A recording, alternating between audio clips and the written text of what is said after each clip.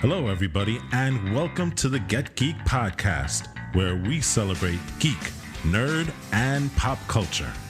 Each week, we deliver the best analysis for fans, by fans, on anything related to movies, TV, video games, comics, anime, and manga. We talk geek. And now, here's the Get Geek podcast. Hello, Internet. Welcome to another episode of the Get Geek podcast. We do hope you've been enjoying some of our recent episodes. How y'all doing out there? Come on, Welcome you back have. to an episode of the Get Geek podcast, a new episode of the Get Geek podcast. Yeah, we hope you've enjoyed it. We had some great content lately, including, I should say, an interview with John R. Diaz, the EA technical design lead. So big name in the gaming industry. We just had that interview recently. Please check that out and let us know what you think. We hope to be doing some more interviews soon.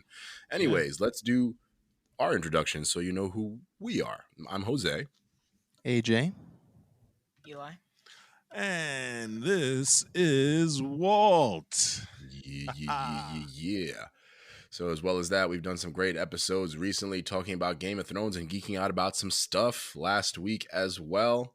Check out our most recent episodes. And of course, the best way to support your favorite podcast is to like, rate, share, and subscribe to your favorite podcasts. You can check us out on Google Podcasts, Apple Podcasts, Spotify, Stitcher, and iTunes. Apple Podcasts. Let me say that one again. Apple Podcasts. You can check us out wherever your favorite podcast platforms are sold. We're on Amazon Music. We are on podcast platforms all over the world. So please like, rate, share, and subscribe in order to let us know what you think and in order to support us. Didn't Game of Thrones die a year or two ago? Game of Thrones? Yeah. Did I? Yeah. You Ghost, said Game of Thrones. I think you were confusing our GOT references. I've been doing that a lot lately. Game of Thrones is no longer that on. Ghost of Tsushima, that's the new GOT because Game of Thrones wasn't that great. And we Ghost need to come up with something different. It can't be GOT. I mean, I don't know. I think it Let's should think replace GOT, Yeah. the other GOT. Ghost of Tsushima. Excuse me. I'm tripping all over myself a little bit here, guys. Ghost of Tsushima, we talked about that last week. Maybe we call it the other GOT. Let me make sure that I don't make that mistake again today. Maybe you know how like they say pork is the other white meat. Yeah. So maybe we should make it. Maybe we should make Ghost the other GOT. You know, the other GOT. Well, again, in my estimation, I think Game of Thrones should be the other GOT at this point. But we have some that might disagree. Right, some that might disagree with that. We have talked Ghost of Tsushima. I'm resetting myself. GOT, Ghost of Tsushima, not Game of Thrones. So we hope you've listened to those most recent episodes. We're going to talk a little bit more about that today. Another quick reminder is that we are recording remotely. We are socially distancing. We are being as safe as we possibly can on these podcasts. So if there are any sound issues, artifacts, audio problems, or any other issues, you just can't hear us, whatever it is, please let us know. We have been doing the best that we possibly can to try to improve the audio week by week by week and day by day, minute by minute. So if it doesn't sound all that great, please let us know. Give us some feedback and let us know. Anyways, let's get right into it with our not Game of Thrones conversation. Not our Ghost of Tsushima conversation yet. We'll get to that. Not yet. What have you guys been geeking out about this week? Well, before we get into it, I just want to remind our listeners that you definitely have to check out the bonus episode that we released on Friday. It's it's a super good episode. You know, Gabriel Wolfe, our host, he's good friends with John Diaz, who is a game designer extraordinaire. The man has been working for Midway, WB Games, Rockstar. He was at Amazon, stint at Amazon, and now he's currently working at EA Games, working on game engines and game designs and things of that nature. And so, if you have any interest at all on the path of how you become a game designer, you'll get a lot of really good nuggets from that last episode. And even if you're not interested, but just want to find out the inner workings of gaming design and Yes. what it all takes, listen to the episode. And even if you're not into that stuff and you just want to hear a super cool conversation between two guys that have known each other forever, listen to the episode. It It's good, man. doesn't take that much to do, and trust me, you will have fun listening to it. So It's a good time. absolutely. So John R. Diaz is involved in some of the best games that we've played these last couple of generations. a shout out to John. So Check it out, guys. Check out John R. Diaz interview with Gabe Marte Wolfie, our episode this past week that was released on Friday. Yep. Indeed. All right. So now we can get into Geek Outs. Let's get to the present. Hey, So Jay, what did you geek out about this week?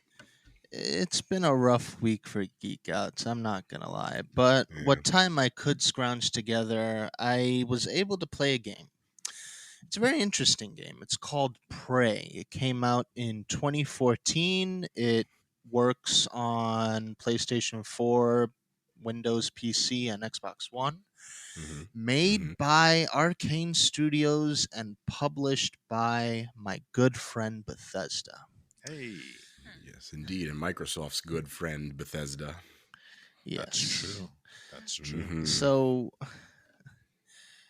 this is a game that my good friend Hafa put me onto. It was a present for my birthday, if I remember correctly, Mhm. and he described it aptly when he gave it to me. He said, "This game is, for all intents and purposes, the product of Skyrim and what is it, BioShock having a child." And by the way, big shout out to Hafa, who is recovering right now from a surgery. So the Get Geek podcast, all of us here, we send you best wishes. We miss you, buddy. We hope that you're doing well. Yes. So it's a very interesting game. It takes it. It starts you off in like a you look like you're on Earth. Things are Mhm. going great. You work for a Mhm. company. All well and good. And you're going in. You landed the job of your dreams at the Talos One. No, not the Talos One. Basically, an explorational group for space. But that fades away very quickly once certain things start taking place and weird monstery things that I have yet to know the name of start attacking. And it's at that point you realize that, well, wait, everything I've just been doing has been a simulation. What? It was pretty Okay. nuts. It's like Assassin's And Creed or something. That's yeah. weird. And so It's a shooter, right? Yeah, it is, you right? could say it's a shooter. Yeah, Oh, there's other elements to it. yeah, there is. Okay. Okay. But I guess you can say it's a shooter. Like if you call BioShock a shooter, then fine. You could say it's a shooter.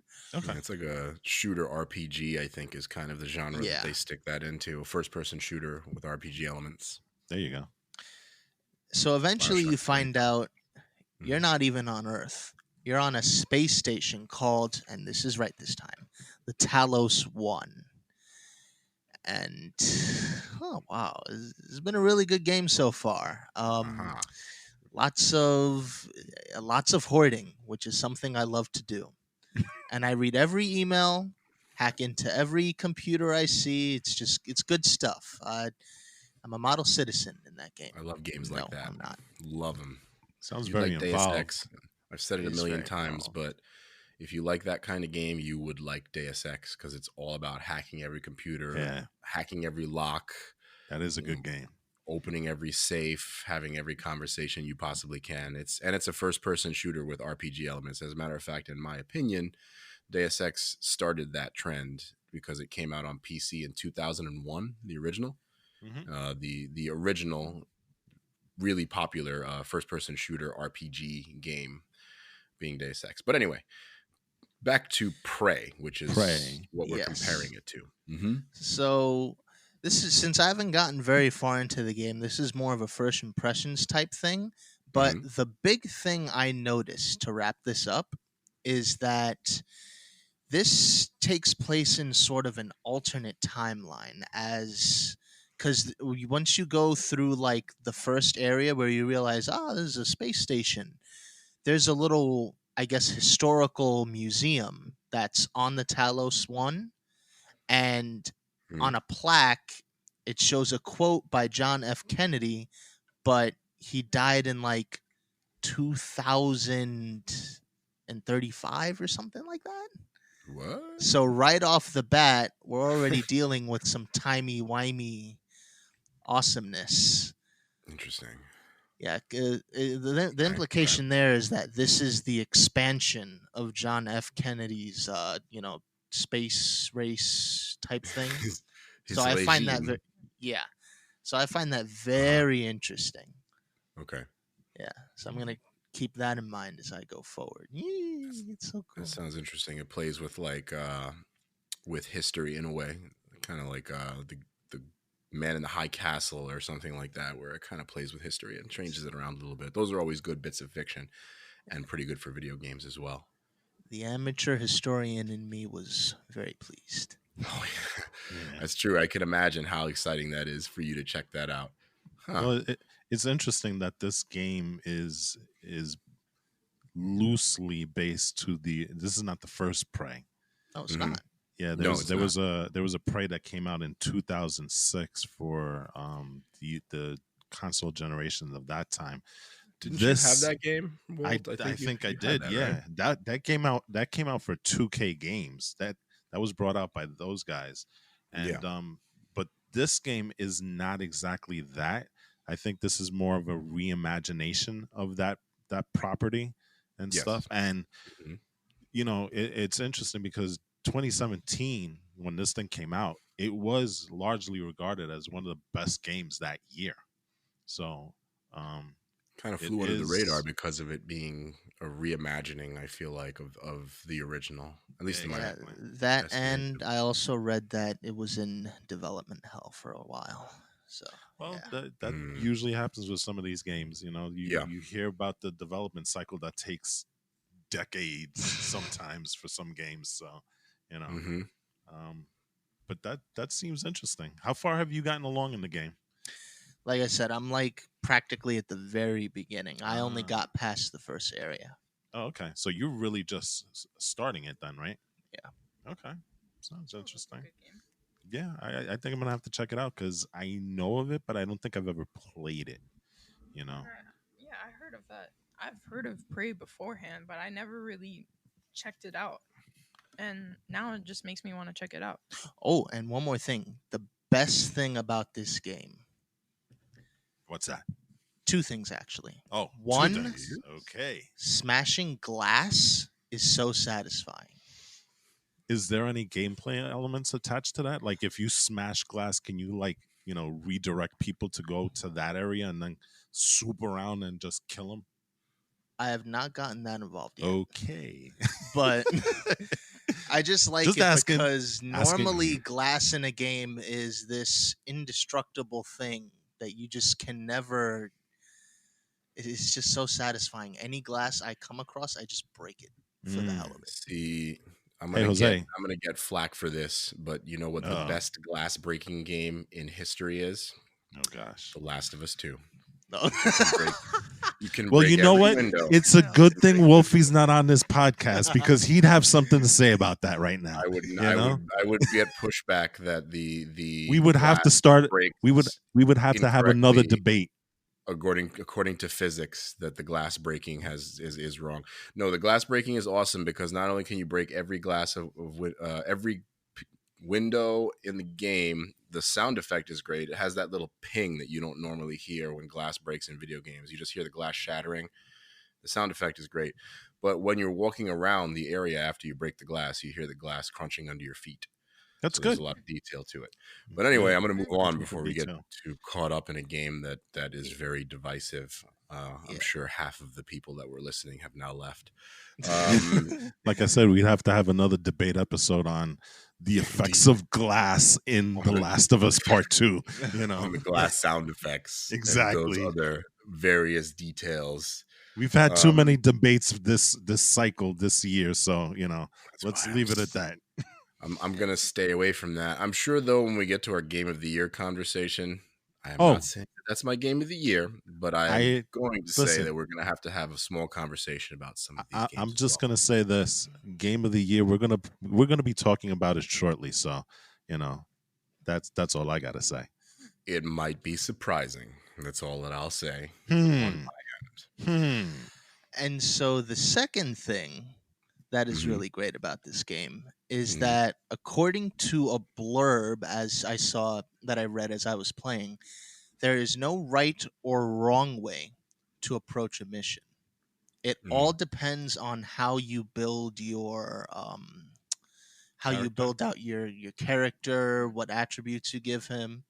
So it's very free range, and I'm like, that you is know what very, game that very sounds like? interesting. You know what game that sounds like? Oh, not The Last of Us 2. Oh. It sounds like Deus Ex. That sounds like Deus Ex also. You need to play that game because if you like those elements of games, this game probably blows Prey away. I'm not sure, but with a lot of missions, you can climb through a vent. You can find somebody with a password or a key. You can hack it. You can hack it somehow. You can just kill everybody. Game, right? Yeah, you can probably complete every single mission in Deus Ex 5 or 6 different ways. So if you like Prey, I'm telling you now, you're gonna like Deus Ex. So the character customizations, what can you do with the character? So one of the things you can do, you can play, because there are multiple ways to approach a situation. So you'll be faced with, you can hack your way around the game. You can brute force your way through the game. Like, I'm not saying warrior style. You can do warrior style too, but there are certain places where there are different obstructions. So, like, maybe you need to move a ton of boxes or move a pipe. You can put your, I guess, skill points type thingies towards that. Or you could put it towards your hacking, or you could put it towards your warrior skills. So different types of warrior skills as well. So, like, you can be a tank, or can you be stealthy and stuff like that? Approach it those different ways. Can. Deus Ex. Don't mind if I say that a couple of times while you're describing this game. I'm not saying it's the same game, but those you know what, Jose? I'm going to have to walk over to AJ's room and just put the game cover right on his pillow. Just leave it there. Deus Ex. You know, maybe it'll inspire something. You know what I'm saying? Wake up and stare at it and be like, when I finish Prey, I'm getting to this. I've tried that with KOTOR and it hasn't really taken yet.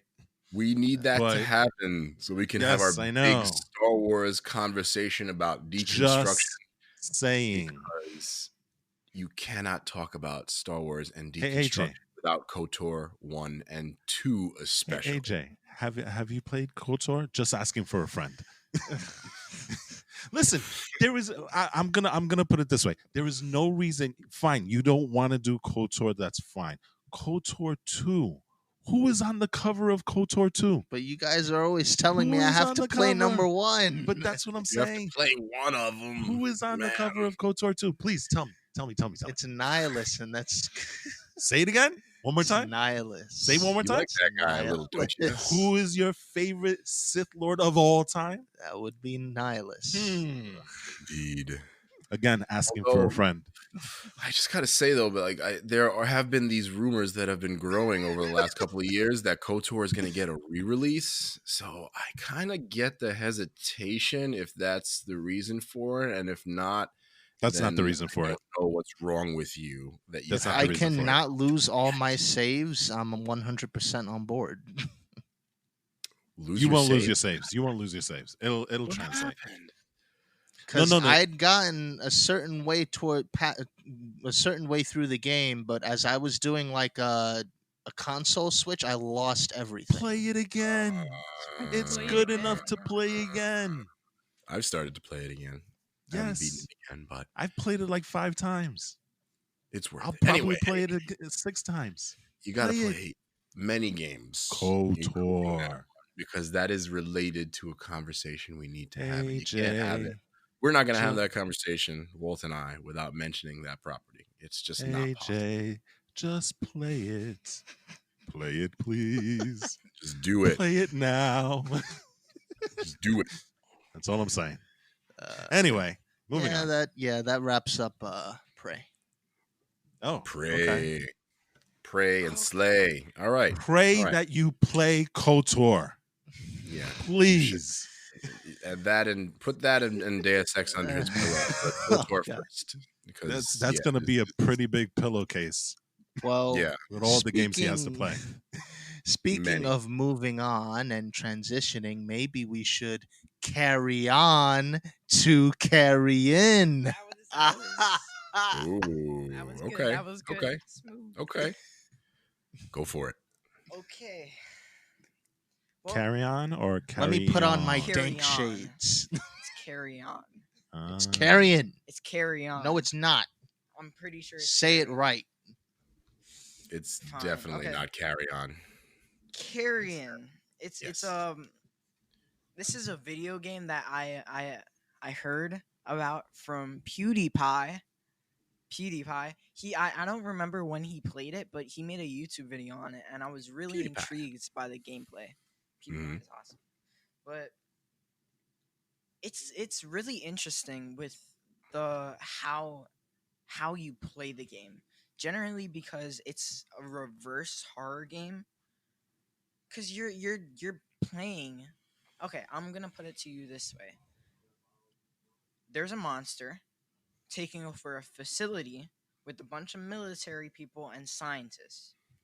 You don't play the people, you play the monster.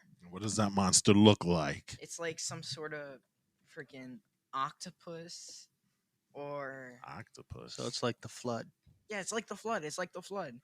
And it's really interesting how they do that It's like because an amoeba. Amoeba. what's an amoeba? Amoeba baba. It's like the smallest organism in existence. You don't wait a second. You're going to high school. You don't know what amoeba is? An amoeba is? Dude. Education Seriously? has failed our children. His science department sucks. All right, time to start watching Science Channel again. Yep. But I'll put it to you this way. The main reason why I like this game is just because of the fact that you can kill people. You're just Isn't that massacring every game. everybody. But like this is different because you're just massacring everybody. And I'm But they have doing a- they such have a a name great for that. parenting job, I'm not a sadist. you know. Yeah, but it's fun. It's like Thank you, Eli. you rip There's so organs. much murder in video games that they have a name for it, though. So, like, how massacre-y are we talking about when it comes to massacring people? There has to be a next level. Because I just killed like 120 people in Ghost of Tsushima in one game. So, let's talk. Yeah. It's like Is it that level of massacring? yeah, I guess Okay, you could say okay. that because you're like ripping body parts from people, you're eating them alive and only leaving their skeletons, or sometimes you just eat them and swallow them whole. You basically Okay. just tear them apart, and it's really bloody, and gore is kind of my thing, so Mhm. it's just really fun to just destroy stuff. Okay, and so kill people. let's analyze that last sentence that you just said. It's really gory. It's really fun. Mhm. Okay. That's gonna be my line. I hope Child Services isn't listening to this podcast. Gory is not corny. Wow. Okay. All right. Yeah, it's not corny. So- That's a good It's thing, not right? corny. Yeah, it's not corny. It's really good, and I'd suggest whoever is listening to this podcast, they should definitely play it. It's on Game So- Pass. What kind of Xbox Game Pass. gameplay are we talking about here? Is it a shooting game? Is it a No. third-person game? Is it a side scroller? Like, what kind of game are we talking about here? It's not a side scroller per se. it has it's a 2D game. 2D game. Yeah, it's definitely a 2D game. You have freedom of movement. It's like a puzzler platformer, I guess, is the best way to kind of call it. But Yeah. you're basically trying to figure out how to get to the next area. I'm trying to think of another game that's similar to it. Sonic. I'm looking at It's photos. not really It's not- Sonic 'cause though, Sonic because is a Sonic you're platformer. moving Looks forward. like gory flashback. I mean, you go back Something and like forth in that, yeah. Sonic. Huh? You go back and forth in Sonic. You're usually moving forward though. You True. know, you're trying to get to Dr. Robotnik at the end. So there's He's- exploration technically a elements to this platformer. game, Yes. like a flashback or a Zillion, which is something Yeah, that came. thank you. That's the one that I was thinking about. Which You know, nobody knows it's what more that like is, that. I know probably. we're going way back into like the Sega. What was that? Genesis, I think. That was Master System, which Master was System. That's true. which was You could 80s. It say came out you're like going back a 1986. zillion years. going real far back. Yeah, that's way back there. Uh-huh. Yeah, but it's kind of similar to that because you're presented with like a portion of the facility, and you've got to figure out the way to get to the next part, right? Yeah. And Okay. that's either through doors or what are those holes in the wall, like portals almost, right? Yeah, there are these portals that you're supposed to activate, and it's really it's interesting how they do it. One of my main things other than gore is just there's a certain thing to it that just makes it awesome. It doesn't really creates a story, but it's not Mhm. fully explained.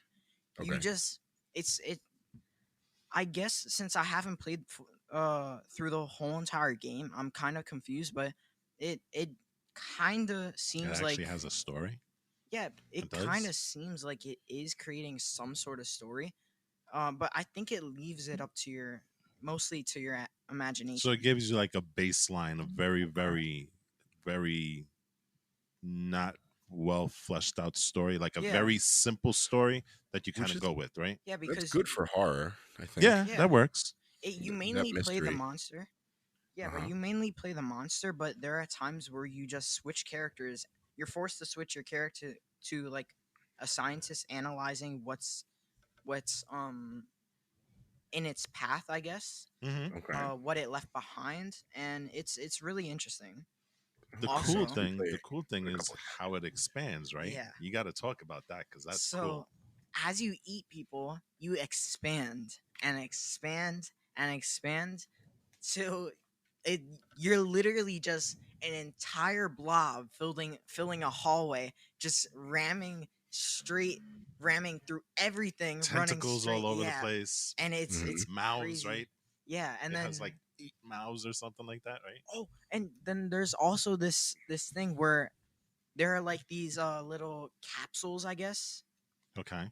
Um, Oh, the thing that gives you the powers, the right? powers, yeah. Yeah, that's cool. You absorb DNA whenever you break into those and squeeze inside. You absorb the DNA that allows you to use abilities like there's spider webs. Then there is a point where you can just turn into worms once you go into water, and And it's they're like actually very useful for very solving some of those puzzles that Oh, you come God. across, right? That yeah. reminds me of Bioshock. I forgot what they called them.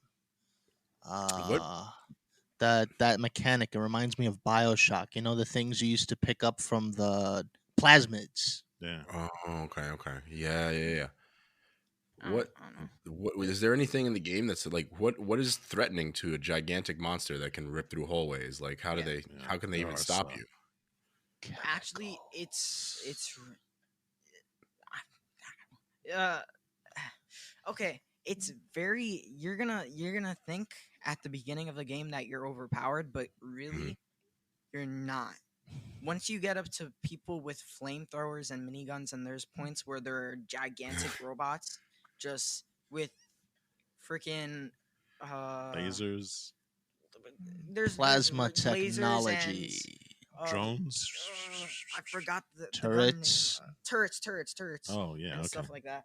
And it really just there's a point where you're gonna have to get really, really, you're gonna have to be really, really careful because Okay. things like flamethrowers, they Mhm. when you lose health, you sort of you don't expand, you You lose, compress. yeah, you compress, and You to the lose point, mouths. yeah, you lose mouths, and it to the point where it just you're dead. Yeah. So So there's I don't remember, if you know, there's do you know of this game? It's on the iPhone, so maybe, but I'm sure they have it on Android. Have you ever seen a game called Zombie Tsunami? Oh, I Right? remember yeah, I remember So that. that. as you go, you start out as one zombie, but as you go along, you gain like A horde. a horde of zombies. It's Yeah, kind of similar here, where you can have this huge horde of zombies, but then as you're getting hurt, you lose zombies until you're this one zombie, and then if that guy dies, then you're dead. yeah, Carrion kind of follows that same gameplay mechanic where yeah, as Okay. you eat people, you you expand and get bigger and have all these mouths, but as you get hurt, you lose it and you get smaller until you're that one little single cell amoeba, and if that guy dies, then you're dead. So yeah, Okay. it's kind of the same thing, so if yeah. anybody's played Zombie Tsunami, then you kind of know how the life meter, I guess, if you want to call it, Okay. works. Not to be confused with Sharknado, I guess. Oh no, please, No. please, Okay. Stop. please. Oh, wait. Stop right there. No, yeah, Hey, stop. That's what we're doing. Halloween, we're doing a Sharknado marathon. We need Done. to do Sharknado. I will boycott. No, we're No, doing it. no. I will It's happening. boycott. You No. can't do anything. You're stuck in this house with us, I can go to my room. and we'll just I blast have it. some power. We'll blast it. I control the internet, so I can do it. Then I will go to sleep early. I don't care if it's Halloween. Everywhere. All right. Anyway, You just go off outside. topic. We're off All topic. right. All right. That's Okay, just so- genuinely that's just it. That's it. That's it. That's all. That's it. That's it. It's a really Nothing good else? game. It's done. Play Okay. it. We're finished. All right. Yeah. Okay. All right. Majin I Buu like that. meets Zombie Tsunami. Oh my gosh. Majin that, Buu means that works. Yeah, Except he there's no absorbs people, that cookies. makes sense. He doesn't Yeah, eat- there's no well, he does cookies eat either. them. Yeah, he does eat them, so that would kind And of if you work. lose them, you get less powerful. I feel like I'm missing Evil something. blob. Hmm? Okay. I feel like I'm So missing something. Carrion, not carry Whatever, on, whatever. not Yes, Carrion. Carrion. Carrion. Carrion. For what platform are you playing it on, Eli? Currently, Xbox. Xbox Game But Pass. it is right? on. But it is on Switch, right? Yeah, I'm And I pretty think sure it's on PC as well, right? Yeah. Yeah. so Okay. there you go. Okay, but anybody who has Game Pass can quickly and easily access it. So that's one of the best ways to check it out if you already have Game Pass. Check out Carrion on Xbox Game Pass or Game Pass Ultimate or whatever the heck it's called. Which Game Right Pass is awesome, by the way. Game Pass is pretty good, and we definitely Yes, it can't is. wait to have more conversations about that when we have a chance to use it on newer systems and all of that. Did you For pre-order now, any of the new systems? I have not yet. I'm Yeah, me still neither. gonna wait on that. I guess to have like a brief conversation. I'm still gonna wait on that because even though I'm an avid gamer, the rest just as much as the rest of you guys, I still have a number of PlayStation 4 games to finish, another of Xbox games to Yeah. finish. And yes, I know they're backwards compatible. I do understand that. But at the same time, I just want to get this stuff out of the way, and I want to wait for the new generation. As we know, us Xbox fans who are familiar with issues like the Red Ring of Death and stuff like that, I'm not trying to get one of these Series X's and having a Red Ring of Death and having that whole problem. And then maybe like was the case, if you all remember, at first they weren't fixing Xboxes with Red Rings of Death. They were forced to do that eventually after people complained. So I just don't want to deal with that headache. I actually had a number of consoles with the Ring of Death, Had two. and yeah, and the funny thing is that I, for whatever reason, the very first one that I bought that had that issue, I kept it in the box and I just put it away. I never did anything. I'm pretty sure somewhere in this house it's still around somewhere. It's probably Okay. gathering like dust and stuff. But you know what? I'm taking a similar tack to you. I'm waiting before I drop $500 on one of these consoles. And just like you, I have a number of games that I still have to finish. Like for just on the PS4 alone, I still have to finish Spider-Man. I still have to finish Horizon Zero Dawn, which is an awesome game, by the way. Yeah, you But started it a little bit. I did. I've gotten pretty. I'm not gonna say pretty far, but I put in a number of hours in that game, and that game is super awesome. Yeah, But it's like a again, slightly different take on something like Ghost of Tsushima with the open world elements. I and, think. and see, that's the problem, because Game of the Year Ghost of Tsushima is eating up all of my time. Oh, we have So a commitment to Game of the Year then. But I still have to finish Final Fantasy VII remaster or remake, I should say. But yeah, there's a lot of games I got to finish. yeah, So but Game of the Year Ghost of Tsushima is taking up all of my time. It is taking but up quite a bit of our time. yeah, and we'll get to that. Anyway, we'll get to Game of Thrones later at the end you of got the a Geek episode. Out to do right now. You did it again. You did it again. I did do it again. No, don't do that, man. Game of Thrones. Ghost of Tsushima later on for sure. Yeah. You got a Geek Out to do right now, man. I do have a Geek Out to do. So, what am I geeking out about this week? It's a little bit of a general geek out. It's not going to be super specific, because what I will say that I'm geeking out about is I have, let's say, quote unquote, returned to the movie theater, quote unquote. I saw a movie, quote unquote, at a drive-in, quote unquote. Nice. A drive-in theater. Actually, Queens, New York, at the New York Hall of Science, they did a something with Rooftop Films and with Amazon Prime, and New York Hall of Science did a drive-in movie series for the new release of Borat's subsequent movie film, which I'm not going to talk about today, because it's a little too R-rated, X-rated, and not overrated, but like it's way too out there for probably most of our audience and for the young men that are doing the podcast with us, especially Eli. It's very, very raunchy. It's very funny. It's very political. I won't get into the politics of it. It's terrifying, also. It is terrifying as well. But that's the reason why I really enjoy Sacha Baron Cohen, to be honest, because the character of Borat himself he's funny. He's not hilarious necessarily, because the catchphrases over and over again, they can definitely be funny in the right situations, and some of the ways that he misunderstands people can be funny. Not, but it's really about the people that he fools. And I think that that's what's so great about Borat, and about Bruno, about Ali G, about this Borat subsequent movie film sequel, which I saw at the drive-in, which I'm really excited about getting to a movie again, even if it was a socially distanced experience. It was awesome. And also, for those who haven't seen it and those who don't know about it, he had a Showtime, one season of a show on Showtime called Who is America? Yeah. That's also very, very good and very, very interesting and very, very terrifying at the same time. Very, very. But I've just been excited about the fact that I got to see a drive-in movie, which was awesome and which was fun and which was pretty great, because they gave us free popcorn. I got a Borat t-shirt that says "very" twice on it instead of "very nice."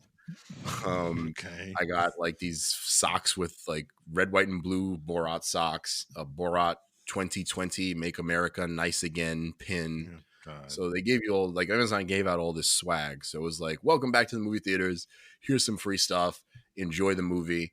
And it was a drive-in movie. So like, instead of, people like laughing along or whatever else as they would in the movie theater, people were honking their horns and flashing their lights. And it's actually pretty fun in the context of watching a movie that way. For like a character to tell a joke and then somebody just honked their horn real quick, it kind of accentuates and it makes it even a little bit funnier in some cases. So that was fun, and that was an awesome experience. And again, we're all excited to get back into movie theaters again one way or another. We're thinking of ways we can do it while socially distancing. And when I say we, I mean the crew specifically. But, the drive-in was a great way to do that and socially distance the way we're doing with the podcast to stay safe. So I was definitely geeking out about that. Borat was funny. I'm going to say one thing. Yeah. High five. Very nice. I like you. Very nice. And I'm going to ask one thing. Yes. Sorry, I didn't mean to cut you off, but I just need to ask. Mm-hmm. Honking.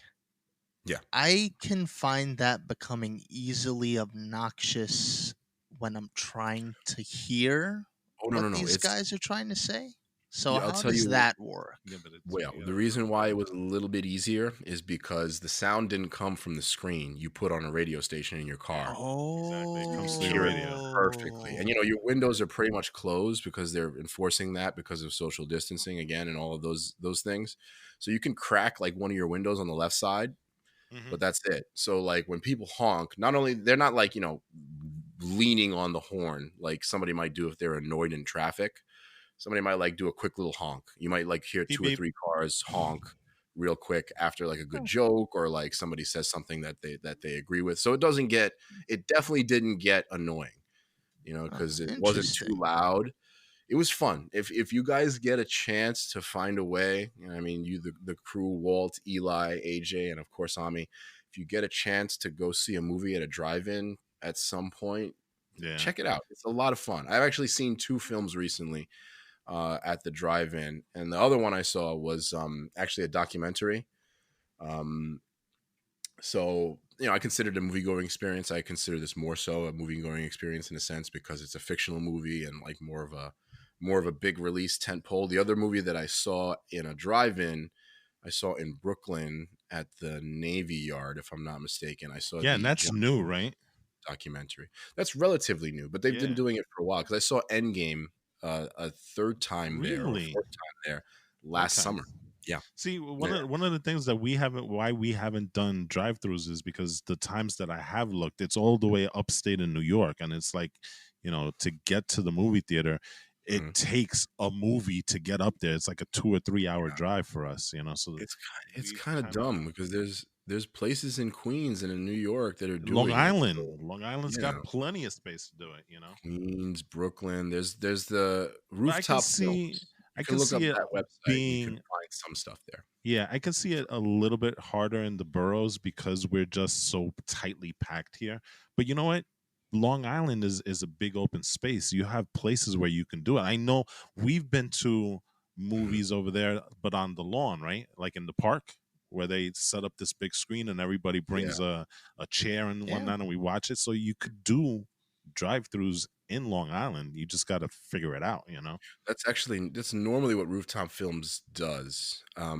Because yeah, no, when I went to see Avengers, it wasn't a drive-in movie. It was Oh, okay. seats. Yeah, I'm sorry, I confused that. But it was in the same venue out Okay. there on the Navy Yard, the That's Brooklyn still Navy Yard. cool. Yeah, It's just, it's it's a little different dynamic now because of what's going on. yeah, it's still cool though. And it's definitely a good way to experience a movie when you just can't really do it right now, especially in New York. We're just getting movie theaters to open again. We're the last of the 50 states to do that. Yeah. But you can have your own opinion on that. I'm not gonna Is give my opinion California on that too open? much.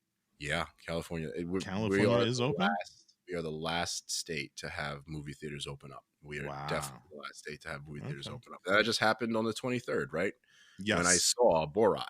Mm-hmm. So it's just happening. We're the last state to do it out of all 50 states, which again, whatever your opinion is on that, that's just the fact. Okay. I'm not going to get into my particular opinion about that because we can get pretty deep into it. But yeah, so anyways, Rooftop Films is a great way to check out drive-in movies. Or right now, they're trying to do it as much as they can.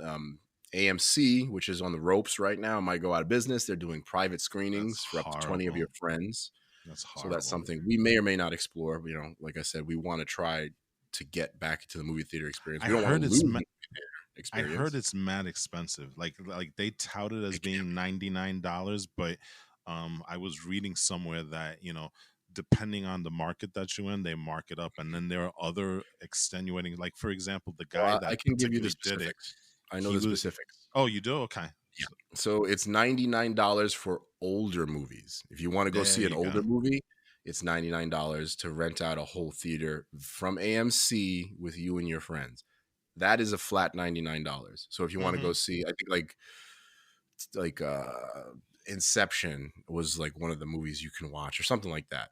Yeah, So yeah, you yeah. can see that for $99 with your friends.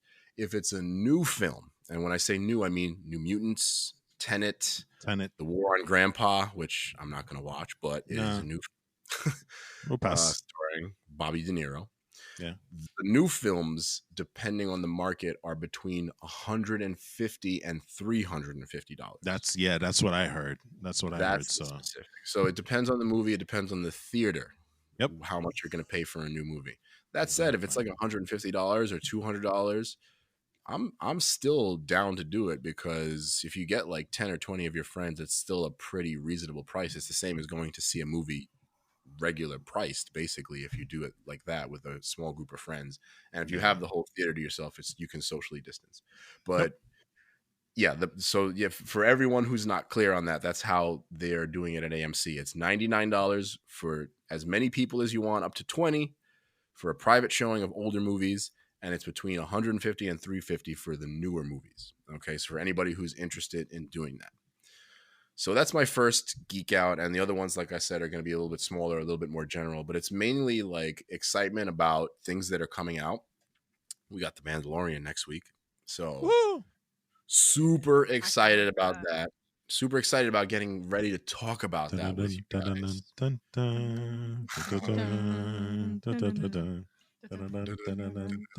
I'm sorry, continue. I didn't mean to cut you off. Super ready to sing about it too, like we did. I know, right? Last season, we could do our a cappella version of the theme song. So I'm super excited to see that. Actually, pretty much all of this is sci-fi, because it's Mandalorian that's coming out. We have The Expanse coming out in December, which is the can't wait for that. Date, right? The Expanse. Yeah, I can't wait for that. And I've been watching the show that everybody thinks is the best sci-fi show of all time all over again, Battlestar Galactica, with my girlfriend, and she's loving it. She's a big sci-fi fan. So I'm watching that over again, and I'm kind of geeking out about like how great that show was for the time. Not even just for the time, it's a great show, period. There are some things that you notice that are tropes of the time period. Yes. That's okay, honestly. That's fine with me, because again, it's a great, great show, great acting. I'm actually saddened when I watch it and I see how many of these actors are not household names in other shows. It's really kind of annoying to me, because they're such good actors. So that's something that's kind of like a bittersweet part about watching Battlestar Galactica again. But I'm watching Battlestar Galactica again. Like I said, I got it on Blu-ray because it's kind of hard to find in other places, and I figured, you know what, I'm going to go old school with this one. I'm going to buy it's on Amazon. Blu-ray box set. It is, but it's like $40 a season or $30 a season, whereas the whole Blu-ray box set is like $80. You can watch it on Amazon Prime for free. That's how we were doing it. Not anymore. I checked. Oh, they took it off? It's not there anymore. Yeah, it's not there anymore. Oh, so you know what? They probably moved it to Peacock then. Let me see. Yeah, you have to buy it on Amazon Prime Video. It's $1.99. Oh, that sucks. Because we did a 15-20 episodes a season. So yeah. We did a binge watch, and we did it all through Amazon. So we did everything except for like we got through the middle of the last part of the season, and I think and this is my opinion, and I know I don't mean to hijack, but I'm just going to put this out there because my thing was that I guess it's because of the nature of how we were watching it. We were binge watching it, back to back to back to back. But I noticed that there were recurring themes that were happening almost every episode. And for me, at least, and my wife, who was the one that I was watching with, we were kind of getting tired of seeing the same thing. And again, I think maybe if we had seen it kind of the way it was meant to be seen, where it's like you get it 1 week here and then you kind of forget it and come back and stuff. But for us, and this is just my opinion only, and it's an awesome show. I'm not discounting it in any way. But, by towards the end, and I love sci-fi, that, right? But like toward the end, it was just like, okay, this is happening again. I mean, how many times is this going to happen? That was my issue with the show. The show in general is awesome, and maybe that's just my, preconceived notions of how things, work. But it was just one of these things where it's like, we're hitting that same theme again. Can we just move past? It's like in Supernatural, where in Supernatural, right? We were just discussing this. Supernatural, Sam and Dean lie to each other all the time. And it's been the issue for 15 seasons. At this point, it's like, guys, can we just move past that? I kind of felt that in Battlestar Galactica just a little bit, but that's just me. I will say this, and then I don't want to spoil it, and then we can move on to the rest of the Geek Outs as well. Yeah, sorry about that. The no. Well, I'm pretty much done with my Geek Out this week. Besides being looking forward to like the Expanse and things like that, like I said, and of course our main topic is something that I've been geeking out about, but I'm not going to talk about it because it's our main topic. Yeah. But with Battlestar Galactica, the repetition is the point. You have to finish it to understand. Okay. That's and maybe that's the reason why, but it was, for me, it was getting a little grating, But I do see what you're saying. I do see what you're saying, because like minor spoilers, like, well, we're watching season 3. We're on season 3, and there's that whole part where Gaius, this is after they like settle on the new planet for a brief period of time. He's an awesome character, by the way. He's a great character. Yeah, absolutely. He's one of the ones though that falls into the repetition you're talking about, to be fair. Yeah, and I love the actor. He's fantastic. James Callis. Like I said, he's one of those actors that I'm like, why is he not in more stuff? He was in Castlevania, by the way. Oh yeah, he's in Castlevania. He's in Castlevania. Yes, he does. Okay, so he's out there. He's doing stuff, but I don't know how much forward facing he is with the camera, but he is still actively working. So I had a thought that I'll share, and maybe you guys can geek out about this thought, because it's just something that he could have done. Okay, but I'll say this: they're at the part where he was like the president, and they like enslaved everybody on the new planet for a bit, and then they all escaped again, and then he's with the Cylons. He's like kind of captive with the Cylons. That whole storyline where it's him week after week after week after week having the conversation with number 7 about like God and fate and destiny, and him being in this weird bedroom that's kind of like, my girlfriend said it was like they were trying to do something out of Twin Peaks. That's repetitive. Those storylines can get repetitive, and even she said, like, I just want to move past this storyline already. I'm getting sick of him and number 7 having the same conversation over and over again. Even though he's a great actor, he needs to interact with other people besides her all the time. Yeah. That's kind of a trope that she doesn't like. And she also doesn't necessarily like number 7's character, because she noted that she talks without opening her mouth most of the time. So we call her Teeth Talk. Does she do that in Lucifer? She's on Lucifer. She mainly does it when she's playing the evil version of her character, though. She doesn't do it when she plays the more innocent, nice version or one of the other 7 copies. That's like more benevolent. Trisha Helfer mom. Was her name. Yeah. Trisha Helfer. Yeah, Lucifer's mom is she's in Battlestar Galactica. She is, but she does fall back on that like gritted teeth to talk to. Lucifer has a mom. Talk to him. To talk to Gaius Baltar's character. Yeah. So. I will say this though. And then I'll close it with this, and you guys can take this as far as you want. But don't you think, Walt, you would probably know this the best. Actually, yeah, you guys have seen Lucifer, and well, no, he's not on that. I'm sorry, Walt. You would know this more than anybody else. Yeah, she is on that. Well, I'm talking about Gaius's character. Oh, he's Alucard. Yes, Alucard in Castlevania, by the way. But his look, his style of acting, the way that he acts. He could have been a different, but still very interesting take on, drumroll, Loki in the MCU.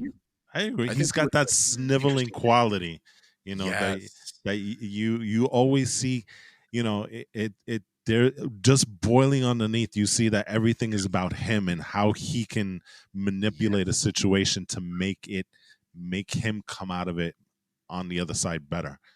Right. He seems like a coward, but he's also still very dangerous, which is because he manipulates you mentally and stuff. He's got that snarky. He does it so well. You know what I'm saying? Yes, so exactly. There's a line that I'm reminded of that was really good, and I'm just going to say it because I think I was reminded of it, and I feel like it's one of the best lines of the series, that he says to someone while he's being tortured, to one of the Cylons. He says, what is it? If we knew God's will, then we would all be gods, wouldn't we? And I thought that that was a pretty interesting and very, very impressive line, delivered very, very well by one James Callis. But There you go. yeah, that's me. That's my big old geek out for the week.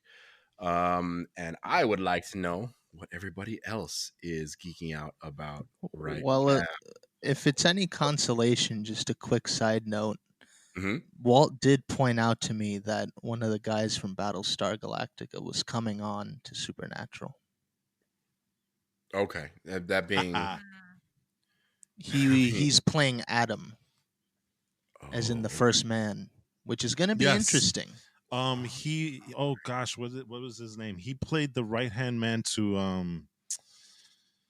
Well, no, not the right hand man, but he played the tech officer on Battlestar Galactica to Commander Adama. Oh God, what's his it name? was It's not the older guy. It's the guy with the salt and pepper hair. You know who I'm talking about, right?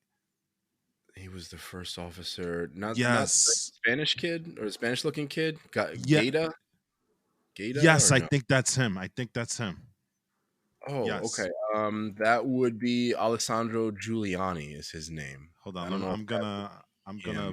him. That sounds like him, but I'm just gonna Google him real quick. I guess let's see, Um. because he's a great actor as well. Like another one that I'm just like, what the heck, dude? Like, why is he not? Yep, that's the guy. Yeah. Yep, that's him. See, so another great actor, and see, you'll get to see it as well, AJ. Like, what a good actor! Some of these people, He's you've so probably good. seen it in Lucifer. Trisha Helfer is a good actress. Again, you've heard it in Castlevania with this guy James Callis, I'm sure, and now you'll see with Alessandro Giuliani.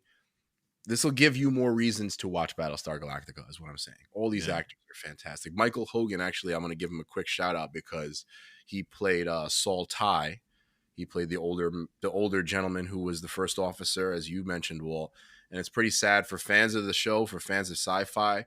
He had a stroke, I think, about a year ago. Oh, did he? He's in Oh, bad. wow. Like all the Battlestar Galactica actors are, shouting it out on Instagram, and they're like, send money. He's like a sci-fi staple. And again, Michael Hogan, another person who's incredible on Battlestar Galactica. Great, great, great actor. So I just want to take a moment to say he's in our thoughts. He's in our thoughts, and we hope that he can recover as best as possible. He is paralyzed one side because of the Oh, stroke. I Man. know So, him.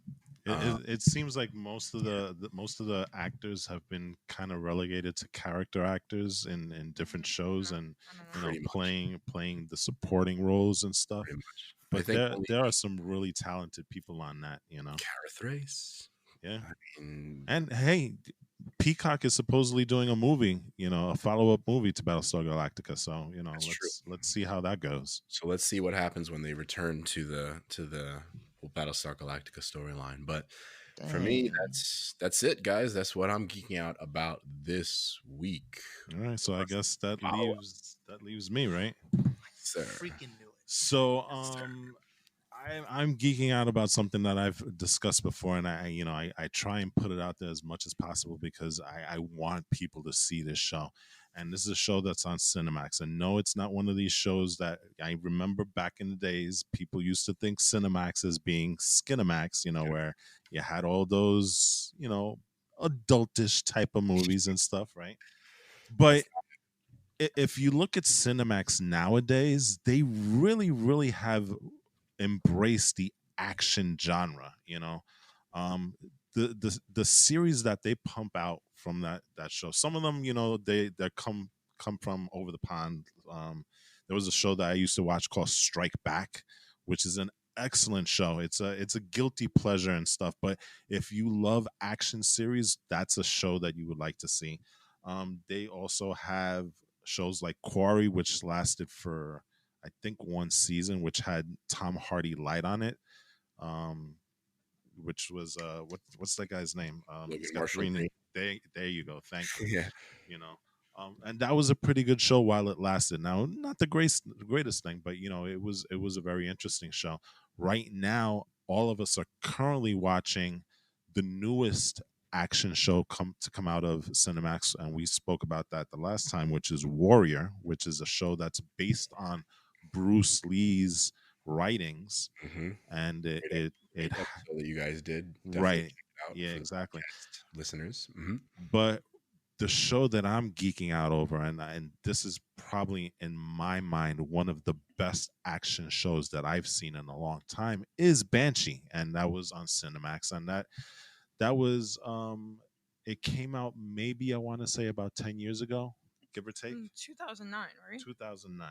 So and it lasted 4 seasons, but it's interesting to watch because that's where we have Homelander from The Boys, and that's one of the first times that I've ever seen him, Anthony Starr, and he plays the starring role.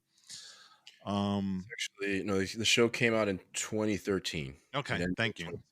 I started watching it as well, actually, because of your recommendation. So how do you like it? Before I continue, because I like I said, I've seen it before, and now we're rewatching, and we're close to the end of season 2, and it's just as good as it was the first time that I watched it. And so, just to get people to know what the show's about in general before we go on, there is Anthony Starr plays a character. We don't know his name, but but we show up. He shows up after doing a 15-year stint in jail for stealing diamonds with a partner of his, who also happens to be his girlfriend. And he gets out of jail and he goes looking for her because not only does he want to find her, but she also has the diamonds. So he shows up in Banshee, Pennsylvania. Yep. And the first place that he stops is a bar in Banshee, and he sits down and he talks to the bar owner. His name is Sugar, and he becomes a regular in the show. And as a regular in everything. Yeah, who is played by Frankie Faison, who's a great actor in of itself, right? It was in Luke Cage, I think, one of the more recent things that he was in that I've seen. Yeah. So he's hanging out at the bar, and the future sheriff of Banshee shows up because what happened to I think he died, right? He died on the job, or he left? They had to replace him because they were looking into Proctor. Okay, yeah, there it is. So the brand new sheriff shows up a day early and ends up at this bar, and then two of the local thugs come in. There's a huge fight. The sheriff dies. The two thugs die, thanks in large part to Anthony Starr's character.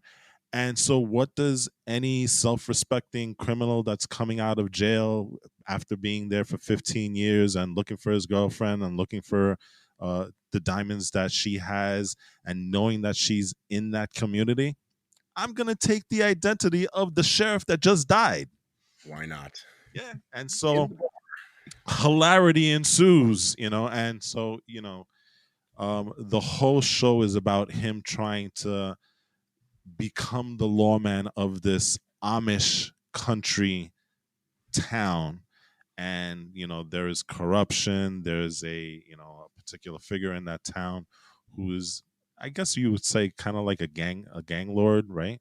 I would say Amish gang lord. Amish guy, and he's a great character. And that's what I love about Banshee, is because you know what? You can make a show like this and just focus clearly on the action, and the action is great, but they take the time to really, really flesh out these characters. And that's what I love about this show, because you know exactly who these characters are.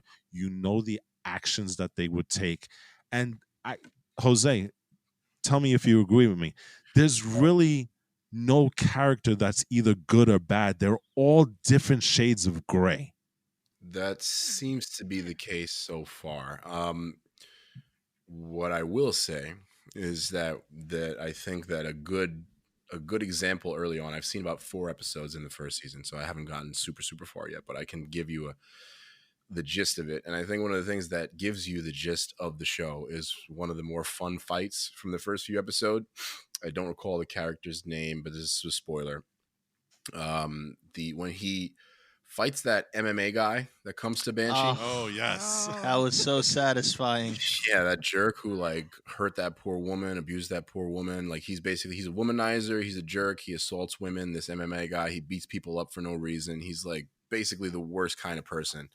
and he's just bullying people. And then the main character goes to arrest him, which the bad guy does not want him to do because he's a businessman, and bringing an MMA fight to the town brings money to the town, which brings money to him.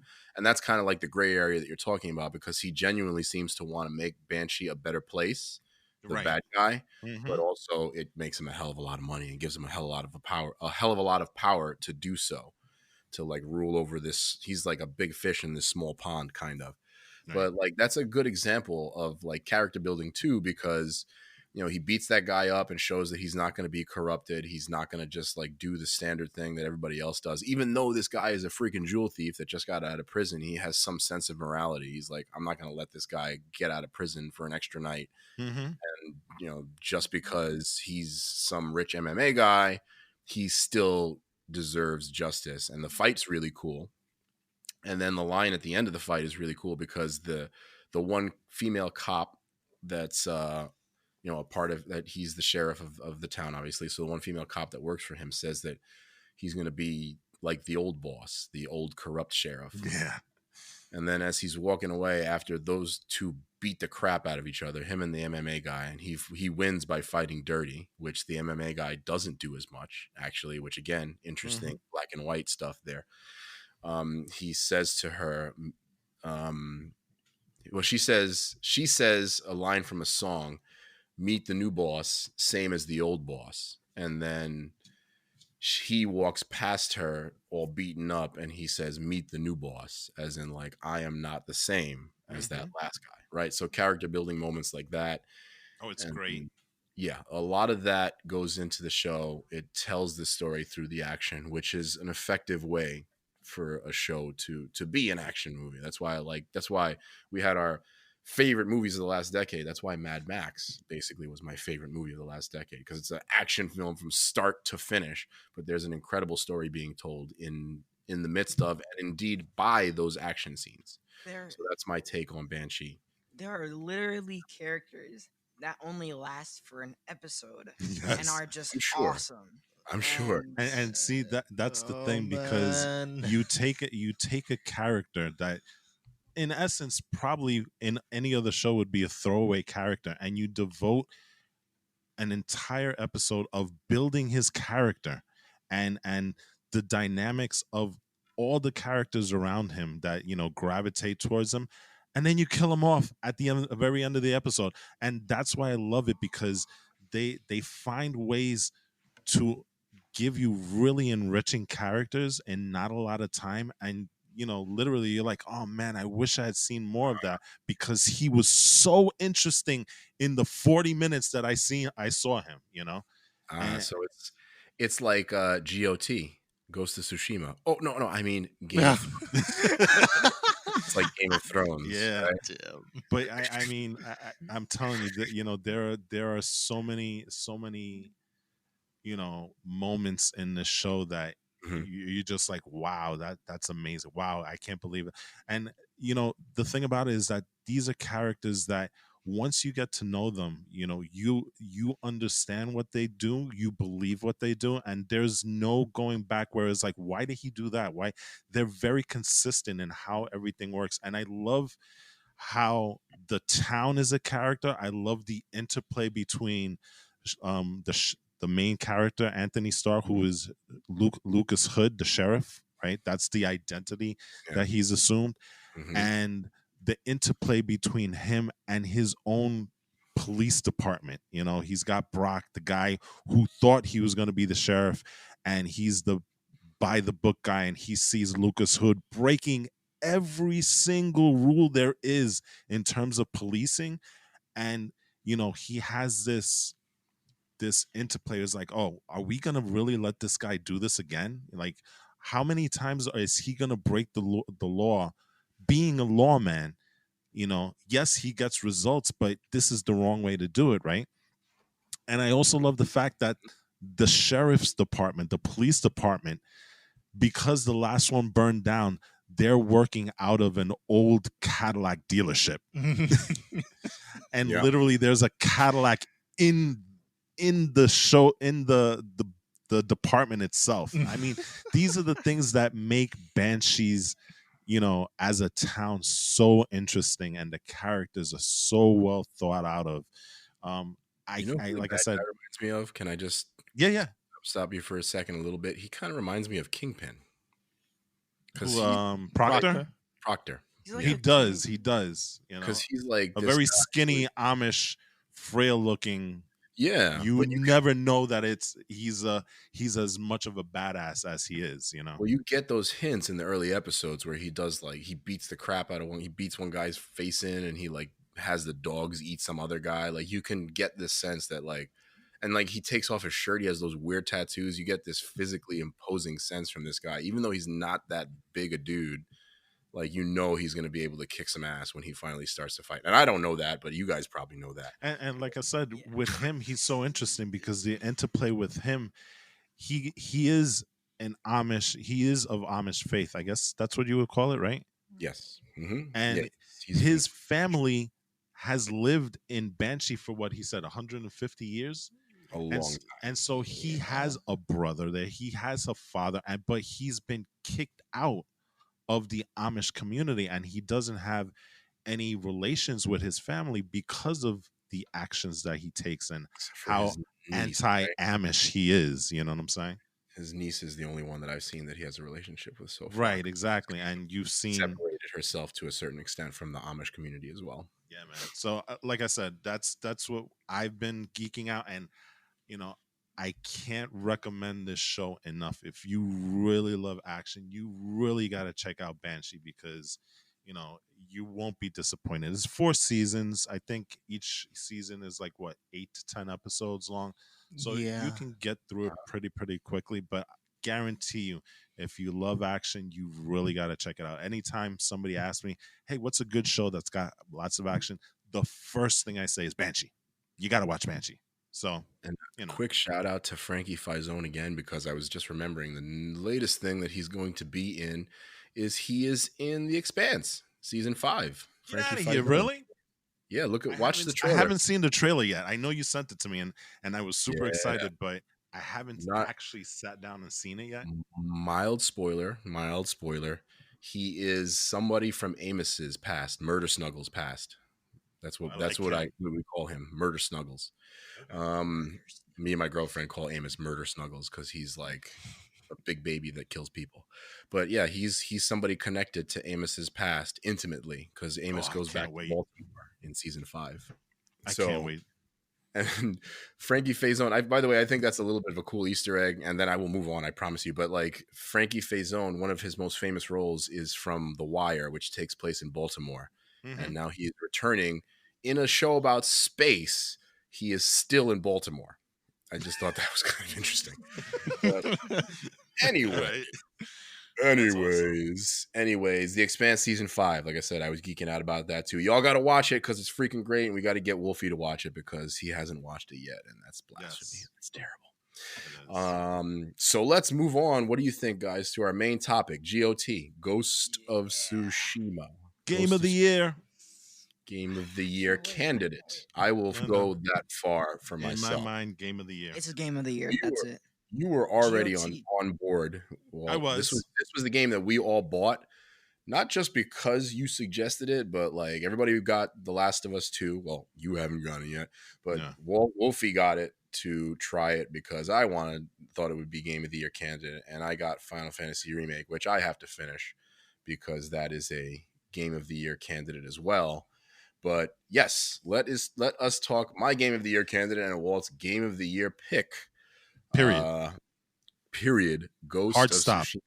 Since it is your game of the year, Walt, can you give us a bit of a breakdown as to why you love it so much, and get the conversation started, if you will, since this is your first love in terms of game. Like I said, game of the year, Ghost of Tsushima. When this was another one of these games that kind of quote unquote had been announced years ago, and everybody was waiting on it. I saw it the first time and I was super excited. I happen to have a love for anything samurai. I love watching samurai movies.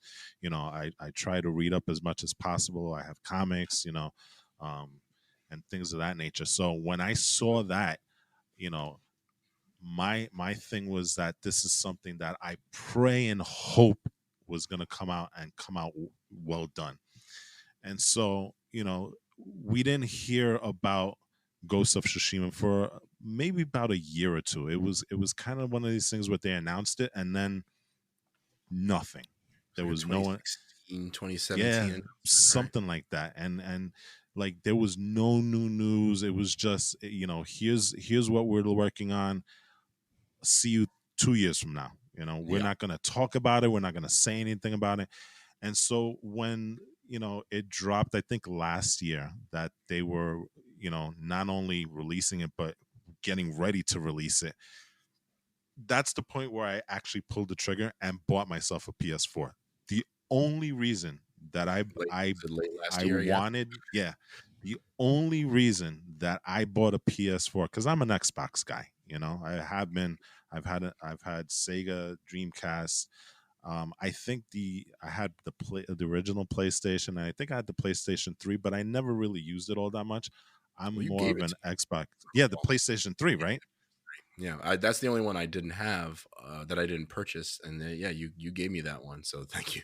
Yeah. Um, I just and again, it's not anything negative about the PlayStation, but I've always been an Xbox fan, and that's just my thing. But when they announced that Ghost of Tsushima was on its way, that's when I mhm, said, okay, now I'm gonna buy me a PS4, and that's the only reason. Now there are some great games on PS4, no doubt, but absolutely, the great single player experience.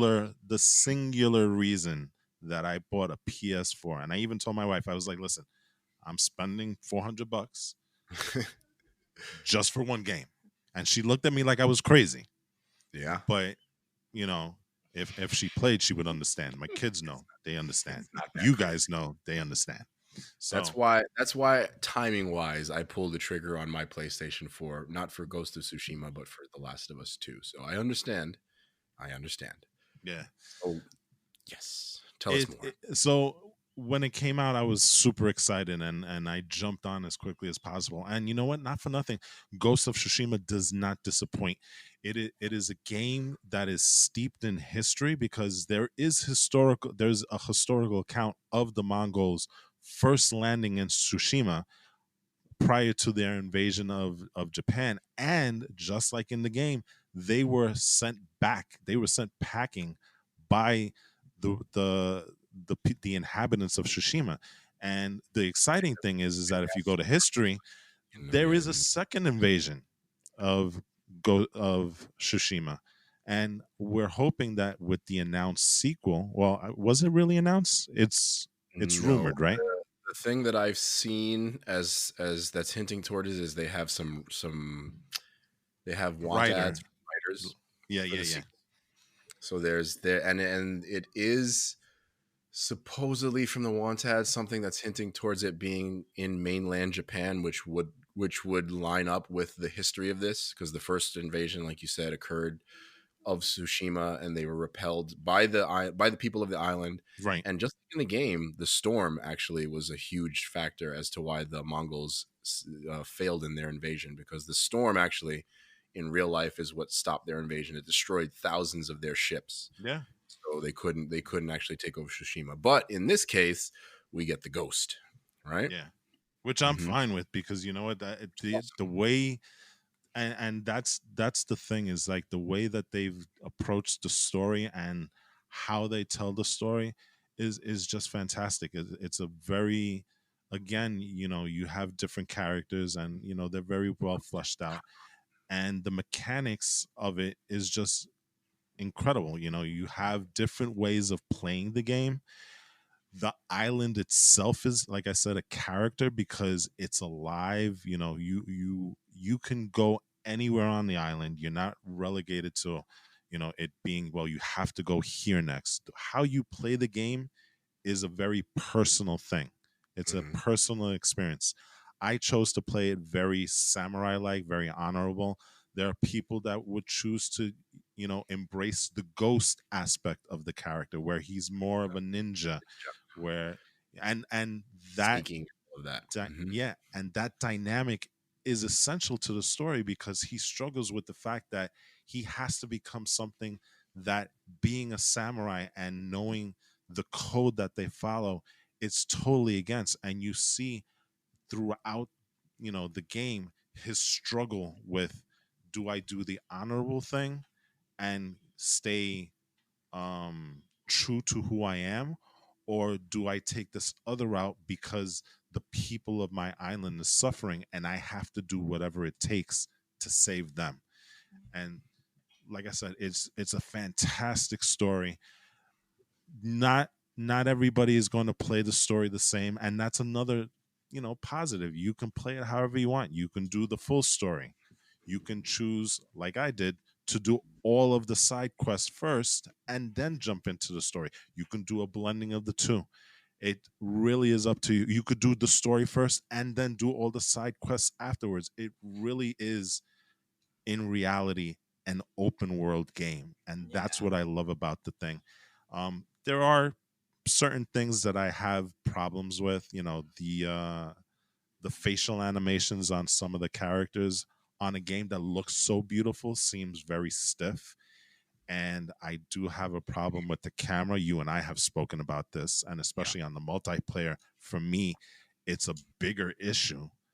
But It's an other than imperfect that, game. it is an imperfect game. I'm not claiming that it's 100% the best in the Medium is perfect. world, but it's as close to being perfect in my mind as possible. So I guess I'll talk about, to piggyback off of you, since you had such high praise for the game and you kind of ended with some of the negatives. I'll talk about some of the negatives before I get to some of my positives.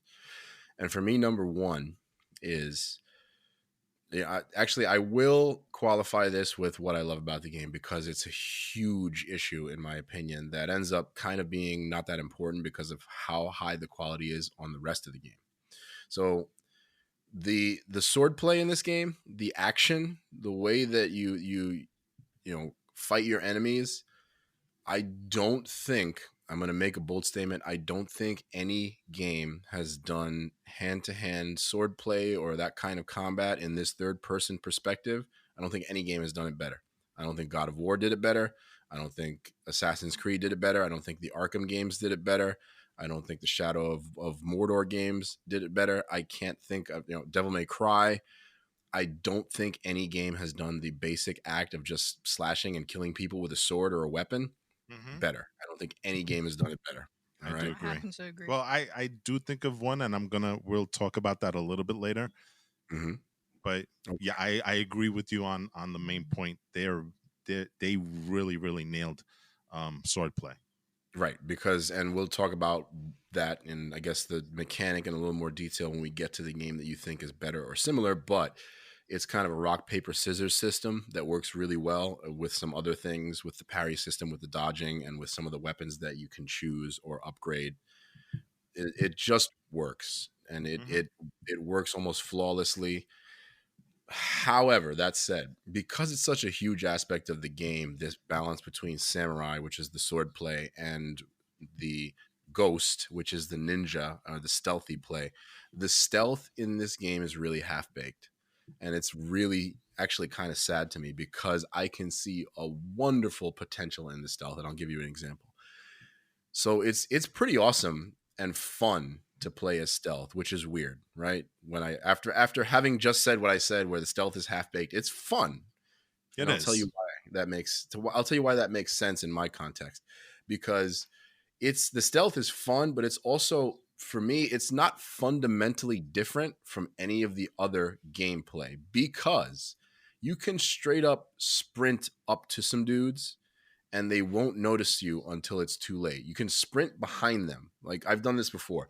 All I did was round a corner in a full-on sprint, not the run, not the walk, not the crouch, not the crawl. The fastest your character can move on foot. And I will sprint up to these guys and assassinate all three of them with a stealth kill. Don't get me wrong. In practice, when you do it in the game, it's friggin' awesome. It's really cool to watch him like dodge out of the way and stab one guy and then get one guy in the back and then like kind of slice the last guy and assassinate all three of them in one shot. And even to get a little ahead of it, when you get to Legends mode, you play as the the assassin, I believe, Assassin, which is yeah. a stealth character, right? Mm-hmm. I started playing. That's Eli's character. Yeah. I understand why you like it, Eli, because it's fun to play as the assassin. Some of the moves and specials that he has, incredible. Being able to disappear and stab 5 guys, like it's a very satisfying feeling. Very satisfying. But again, like it's so easy to do that. And I can see so much more of a fulfilling experience if you sneak up on 3 guys and really like stealthily sneak up on them and then assassinate all 3 of them. Because you still move really fast when you're crouching in this game. It's not like you're incredibly slow and it becomes tedious. You can still be this like high level, skillful, speedy assassin, but he doesn't have to run that darn fast. And like you can be standing in front of a guy from maybe like 30 feet away. You can stand right in front of him in this game and he will not see you. Yeah. So but you know what? A lot of this stuff. Yeah. I'm sorry. No, I'm just real quick. A lot of this stuff, it almost seems like it's built to for you to capture that video and dump it on Twitch and show everybody the cool way that you killed the person, you know, because we've seen some really awesome videos of people just annihilating Mongols, you know, where they're jumping off of the horse, throwing a smoke bomb, you know, landing and assassinating a guy, you know, coming back, you know, stabbing another guy, throwing a sticky bomb, blowing him up, and then rushing up and killing him. You know, while the stealth portion is a little less to be desired, I guess it's definitely not Metal Gear Solid type. You know, it does enable you to make these like godlike sequences where it's like look at how awesome I killed these 6 people, you know? Right. And it's showy. And it takes very skill. is. It's not really lack of skill. It's just it could be a little bit more difficult, and I think it would have been more satisfying to me at least. No, I agree. I think that, a stealth mechanic should never allow you to sprint up to your enemies. I just don't think that should be a thing. So okay. And you know what? It's interesting that you say that because there is a charm, right? Where you could apply it to your character and basically your footsteps are silent, but like you said it's silent already, so how much more silent do you need to be? You know, right? So like instead of like walking up to a guy and him noticing you when you're 3 feet away, normally he'll notice you, he'll never notice you, which is that's cool, but that's kind of even worse. It should be more along the lines of like he'll hear you from like a freaking mile away when you're sprinting, and when you have that charm, he won't hear you then until you're like a couple of feet away from him. Maybe that would make more sense and be more fun in the context of the game. Well, I guess the way you look at it is these Mongols are the feudal Japan version of stormtroopers, right? Yeah, and the Mongols can be pretty easy in the single player game. I'm not gonna lie. I beat it on lethal. I beat it on the absolute highest difficulty. And even, especially now after beating it and playing a little bit of Legends, like, oh my God, the Mongols are fodder most of the darn time. You gotta find the boss characters, which that's not a big gripe. It would be nicer to see them kind of upgrade certain enemies though, give them better attacks, like maybe have them do different attacks because every enemy does the same attacks. So you can time them really easily after a while. A little variety might help there, but again, not a major gripe.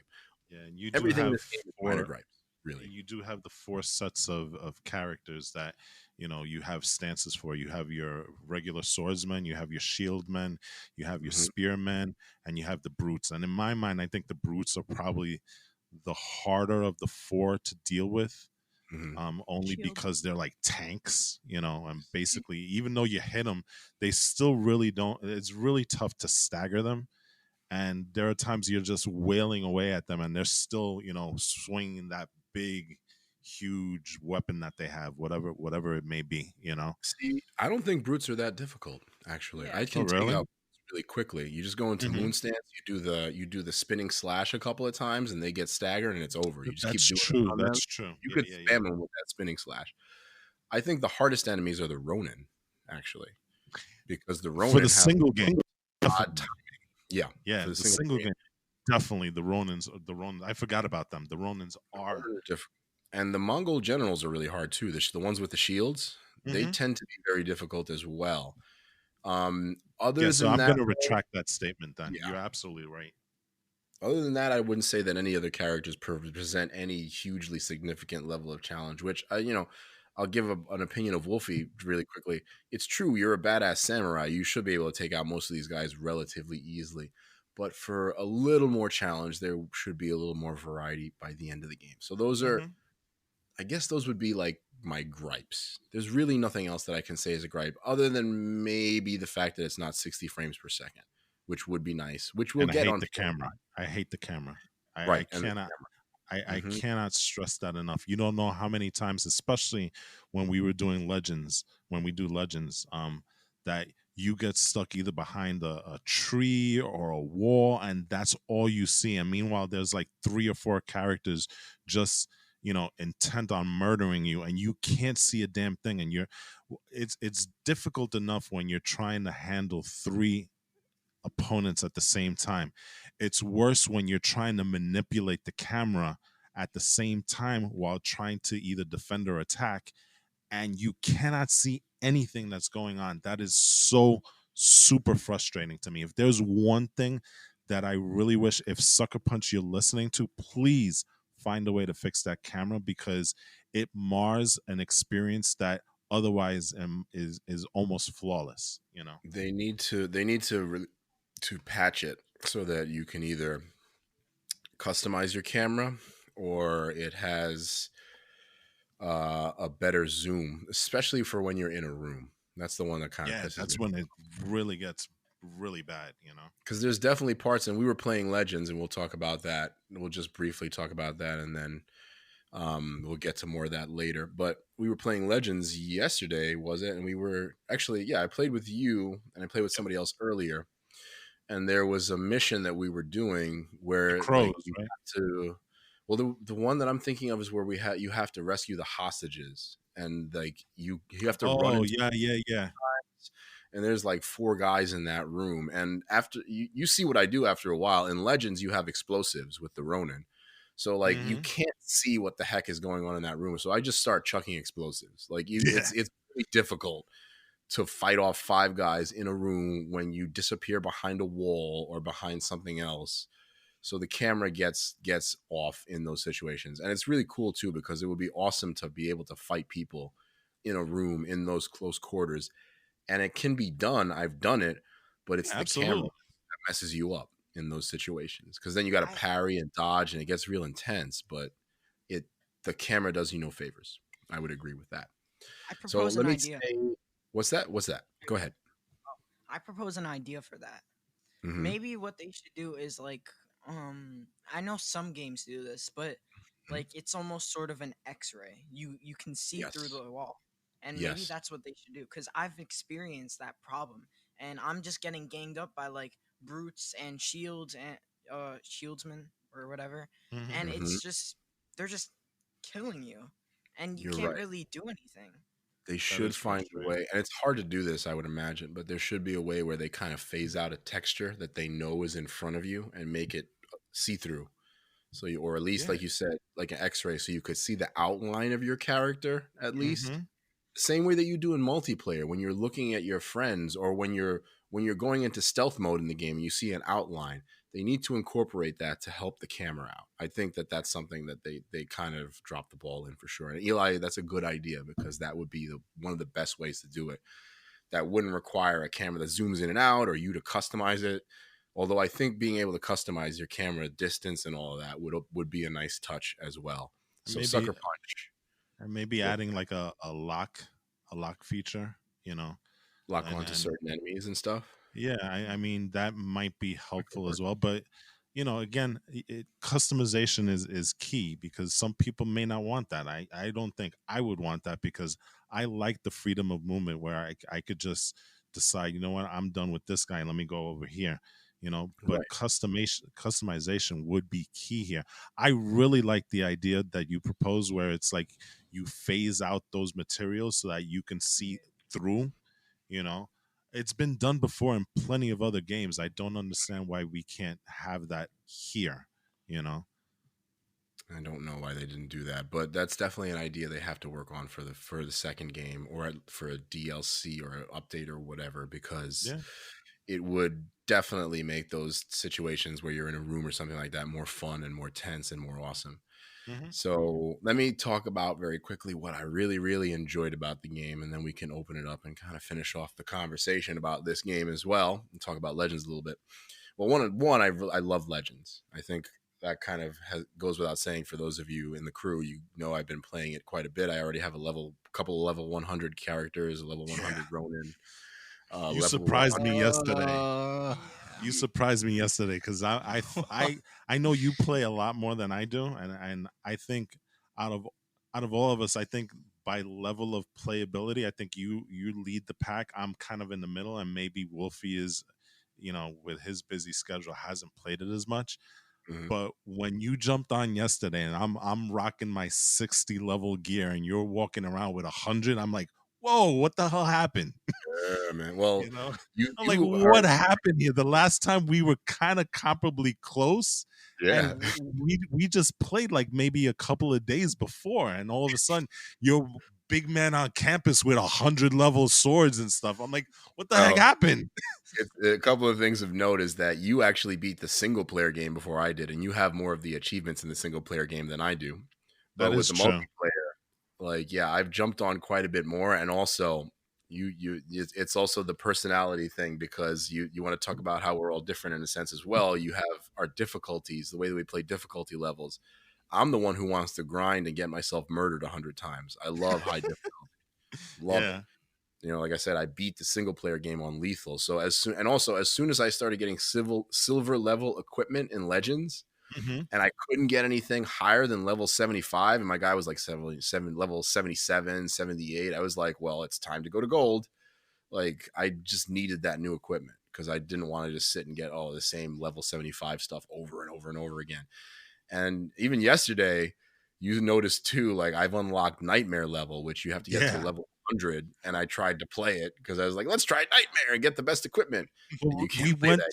we went through three of these because first you wanted Nightmare, then you wanted to do another one, and it's like, you need Hard. level Gold. 75, and then Gold. there was the other one, right? The other one, and it was like, well, I'm still not there yet. I'm like, what the hell, you know, Yeah.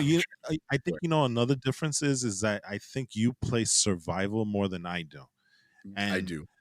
and I think that again goes to lifestyle, because for me, as much as I love playing Legends, there are times that I can't devote 30 minutes to a match. And that's usually what survival is. If you're going to Survival is jump onto wonderful, man. survival, you're It's going to wonderful. play at least 30-minute matches, right? It took me 55 minutes to beat a gold See? survival There you level, go. or gold, gold survivor level, with four good players, three other good players, and it's 25 waves. It's 15 on Oh, it's bronze, 25. I would What never the be able to hell? do that. Yeah, they 20 should on really. silver, it's 25 on gold. I've I beaten it a would few. have to, if we're doing survival, I would have to play that at like 1 o'clock in the morning where everybody's asleep and nobody's looking for my attention and stuff, because to do a Mhm. 50-minute match during the day is virtually impossible for me. We You know. could do it faster because I did it with some guys that weren't mic'd up, so we could Mhm. do it a little faster than that, I'm sure. But yes, it's a time thing. However, actually though, from what I've seen on YouTube channels and from what I've experienced, it's actually easier if you can get a good person into story mode and Okay. do story if you want to grind and get better equipment. It's And actually see, far faster, I think you which is just why hit on. I think you just hit on a very, very good point, and I think you and I have discussed this also as well. Mhm. Um, if you're playing Legends, having a really good teammate is key to playing the game, Yeah. because if you have a crappy teammate, if you have a teammate that's not willing, that's always rushing ahead and not working together, you're going to have a horrible experience. I think that, and I think that's one of the great things about Legends, the way that they've made this into a very team specific type of mode, is because having great teammates, like we had that that survival match on silver where we Yeah. had like two other guys that were completely awesome, and it was such a fun experience because you know what, everybody was on board, everybody was in tandem, everybody knew, okay, well, you know what, this is happening here, maybe you guys go here and we'll be over here. Everybody was working together as a team. And Yep. then you had other experiences on survival and on story where everybody's doing their own thing, and it's just a horrible thing to be in, and Especially that's when since people are jumping off matches and leaving you alone, and it really is. Teamwork is key for Legends. Yeah. there's a lot of things that, in teamwork where you have to time certain things, like Yep. maybe assassinate a certain character that can regenerate all of the other characters. Yeah. Like yesterday, I was doing a survival and we didn't have a mic, but I was playing as the assassin. I'm mainly the Ronin, but I've been playing as the assassin just to try him out, just to try the stealth features, and it's a really fun character. But like, where you have to kill the disciples of Io, those enemies that regenerate the health Those of all guys the are enemies. Those guys very are annoying. they're annoying, but as the assassin, you can take them out in one shot. You know who else is annoying? The crow demons, by the way. I just had Oh yeah, they're a the nightmare worst. about them. But They anyway, kill continue. everybody Yeah, I very hate quickly. those guys. But But like anyway, even yesterday, it was awesome because we weren't mic'd up, and you can do the little emoji things where you say "let's go" or "thanks" or like "help" to kind of communicate. And it was cool because I would just sneak up to the ledge above the disciple of Io, and I would say "let's go," and then dive onto that guy immediately and assassinate him, and that would be the cue for my teammate to jump in and start killing people because he knew that he now can, and they wouldn't regenerate health. So little moments like that of teamwork where you have to do it, you have to time it in order for it to really work, make the game awesome. Okay, make Legends awesome. Yep. One thing I absolutely love that definitely shows in the first chapter Mm-hmm. in First the story, the first story. Bleeding Hearts or something like that, Yeah, or Bleeding Twin Hearts or Hearts. something like. Yeah. Mm-hmm. Yeah, is that it's just awesome to see, like, you have two people going up to like a bunch of people and you're just assassinating and assassinating and assassinating. And like, I remember there's this point where there's a horse there's a carriage passing by with a bunch of stuff, and Yeah, there's like 4 guys in the front, and then the 2 that are connected, that spirit connected, right? yeah, and then you have to, and then you just two people, you just go up behind them and just start killing and then killing and assassinating Row and by row. yeah, and I feel like it's so awesome to get that experience that you're like, it's just assassinations, you're Just just pushing stealth through killing. groups Yeah, of people, or dropping smoke and then killing like 4 guys with an assassination, or using your stealth assassination to just run up to a guy through a door, through a wall, through a building. You fly up to some guy and assassinate him. Again, that's one of the reasons why assassin is such an interesting class. Besides Ronin, like a samurai is awesome, but I want to try a different class because Walt's the samurai. We know Walt's going to be the samurai. That's Walt's I'm blood and always butter. gonna He's the be tank, man. I'm He's going to assassin. tank through these dudes, and Eli and me will be either assassinating people, or I'll be healing people with the Ronin, and Wolfie will be assassinating people. We all got our classes, and we all got to work off of each other because the Ronin, again, is the healer. So I kind of choose that guy a lot. Yeah, But I gotta diversify my gameplay, because the fact that I love doing melee attacks yeah, puts me in that position where it's like, okay, I'm gonna probably be the first guy to die because I'm running in, you know, straight up, just trying to kill everybody. yeah, There's it's, no it's there's no sneaking up. I'm not using. I never use kunai. I never use any of the sticky bombs. Occasionally I'll use the bow, but everything that I do is with the sword. And you don't want to lean on it too much. You can I definitely know, go on and sword that's what I'm saying. I think I need to diversify a little bit, because right. I'm playing Legends very much the same way that I'm playing the single player campaign. And Can't do that. I'm realizing as I get further along that I have to kind of embrace a little bit of the ninja ghost aspect of the character, Mm-hmm.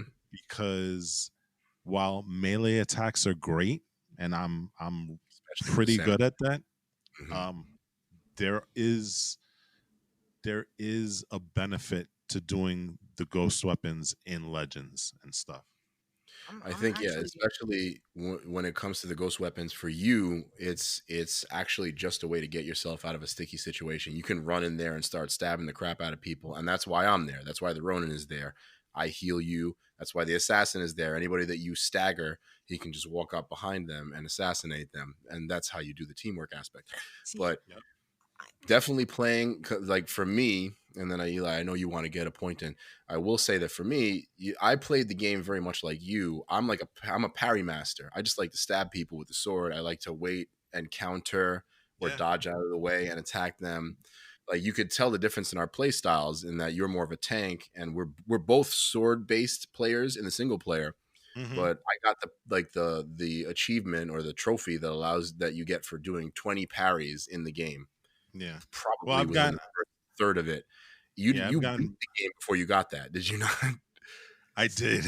So that's an Because example of how much more of a tank you are. You just run up and kill people. exactly. But see, again, that goes to the beauty of Ghost of Tsushima, because we played the same game and our play styles are so very different, because like you said, you're more of a parry counter attack type of guy, and I'm just a tank. I go in there and like there's a guy in front of me, I'm going to kill him, you know?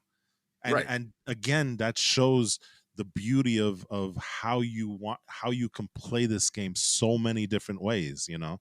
I bet you anything, Exactly. if you ask somebody else, they'll have an entirely different way of playing it, you know. Well, I've seen the variety of play styles. What did you want to say about your play style or about the gameplay, yeah, Eli? I think you were going to make a point. Go ahead and tell us. I'm kind of like both of you. I'm Okay. because you know I'm actually good. I'm more of a balanced playstyle Yes. because I like to use ghost weapons. I like to just slash through people, and most of all, I love to shoot people. Yeah, Like you would, he's really good with the bow. I'm not the best, but like I get headshots when I can. You But should try the hunter at some point with the bow and arrow, because he can be a beast in that game. He can get like 200 something yeah, kills. Like I've seen it happen. A good hunter with the bow and arrow is crazy in that game. Hmm. yeah, I've seen that. But like I started to realize that yeah, you do need to use all of your resources and all of the Oh yeah, things that you're given to actually become the best player that you can be, because if I'm not 100%. parrying, you're like your defense sucks and you can You need barely to know. Hmm. yeah, so you really need to use everything that's given. My perfect example is the Ronin, like I said, and Walt knows this. Um, Again, my play style is usually more of a sit back and wait for the opponent to attack, kind of like let them do something and I react. And definitely I can be proactive, especially with brutes and certain enemies like that, where you really gotta like overwhelm them before they can do damage. Hmm. But like in our single player styles, I almost never use, just like you, Walt, I almost never use kunai or any of the explosives of any kind. The only time in the single player game, and this is spoilers, I guess, we're getting to the end, near the end of the game, when you fight the main villain, Khotun Khan, you fight Yes. him first as a boss character, right? You Hmm. beat him, but then Mm. he throws dirt in your face and he runs away and he runs to his other soldiers and kind of like they try to gang rush you, basically. You try to overwhelm you. Um, that is the only time in the game that I absolutely had to use my ghost weapons. Had to, because they were just so many overwhelming boss characters. So then I just started throwing bombs. I started throwing whatever. Never really used it at all in the rest of the game. Yeah. In multiplayer, Walt knows.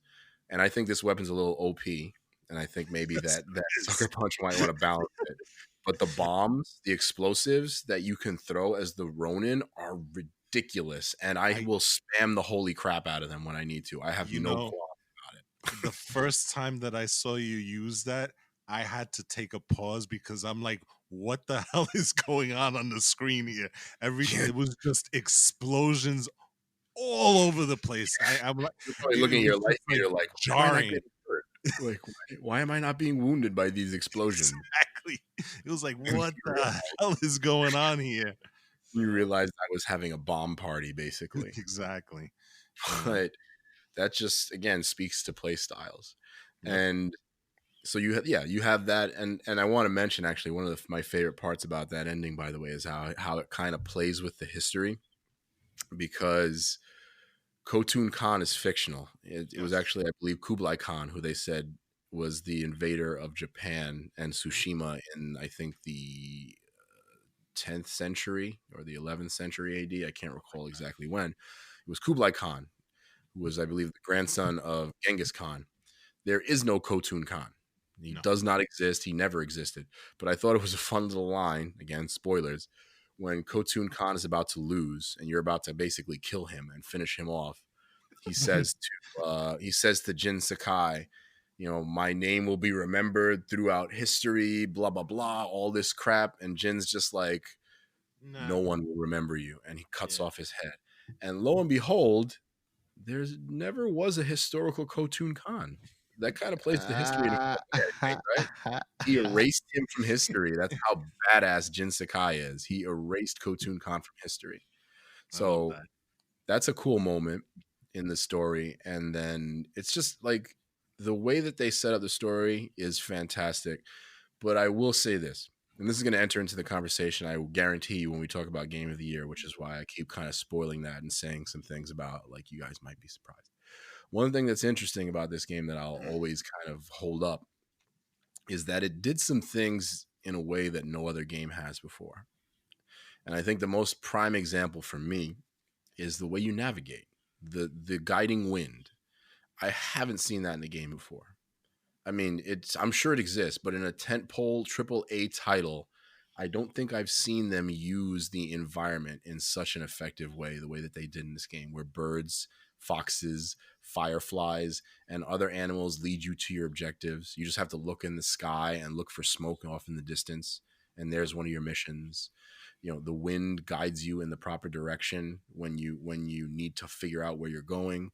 The rain also does that, by the way, too. I don't know if you noticed that. When it's raining, it will rain in the direction that you're supposed to go. Mm-hmm.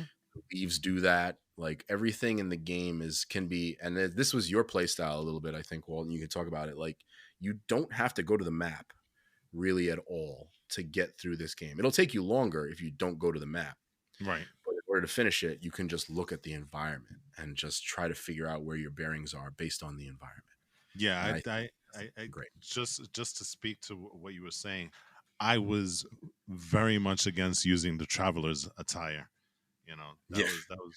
I didn't adopt that armor until probably the very end, when I was looking to complete the game to like 100%, which I got close to, but I never got there. And it was, my thing was like, for me, it was like a gameplay mechanic that I didn't want to get myself involved in, because it almost felt like a cheat code kind of, just like I said, just in my opinion.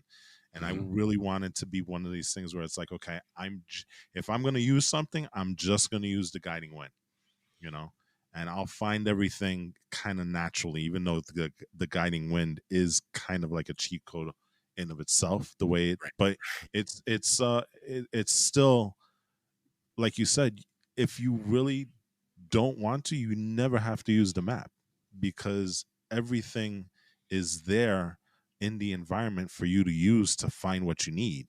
Yeah. Like you said, it's going to take much, much longer, but there's some people that might find that appealing. I definitely agree with that. And I do want to ask you another thing that I thought was interesting, and I want to ask you what your opinion is of the side missions in this game, because open world games, what do we know is kind of usually an issue with open world games with the side missions? They're all rote missions. It can get really repetitive. It's the same. It's the same crap. Wash, rinse, repeat. Yep. And right. So, what do you think about GOT, Ghost of Tsushima, and the missions in this game? And so again, Game of the Year, Ghost of Tsushima. I love the way that they handled the side quests, because they weren't your standard side quests. They were in of itself a separate story that you can play. That it wasn't just, well, you have to go, some of them did get repetitive and stuff, but very rarely. But the thing about it is that there was a story attached to it. It wasn't just, oh, well, you have to go and defend the village from 10 Mongols, right? No, the reason you're going to the village is because one of the people that you found on the road, there's a story behind it. He was leaving to try and, go get medicine, and then he found out that his wife is missing, and then you're now doing like a little investigation. It's these kind of things that flesh out the entire game, and a lot of these side quests, they give you access to other materials, armors, things of that nature that will help you through the main campaign. So, the way that they did the side quests, that should kind of be the blueprint for any game going forward. I think that I would. Okay, so I'm going to definitely agree with that. I wanted to hear your opinion first, but I think what's wonderful about the side quests is that, yes, I kind of led you into that because I knew what your opinion sort of was. Yep. But it's really, the side quests are really excellent in this game. And yes, there are some that get rote and repetitive, and sometimes following that like 50th fox around can get a little boring, even though it's kind of a cool detail, right? But the way that not only the side quests kind of tell their own story, but I think the thing that I love the most about the side quests, really, besides them telling their own separate tales, is how much they add to the lore and the how lived in this island feels, right? Because the side quests are like, you liberate certain parts of the island, and then like a fishing village returns to that part of the island when you've killed all the Mongols there. Or you have one of my personal favorites, which is the musician's tales, where he tells these really, really kind of semi-supernatural, like awesome tales that I believe most of them are actually rooted in real Japanese mythology.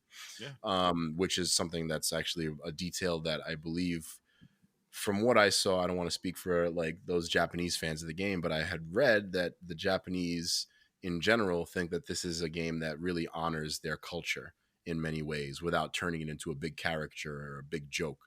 And they take their liberties, certainly, but like the tales that you do, some of the musicians' tales are really fantastic because there's this really great animated kind of, he tells you the story of each tale and the history of each tale, the history of this legend or this samurai, and then you got to go find this guy to duel or some other crazy stuff like that. And those side missions are amazing. Or like, even speaking of duels, where you just run off into the countryside and you'll find Ronin that just want to duel you.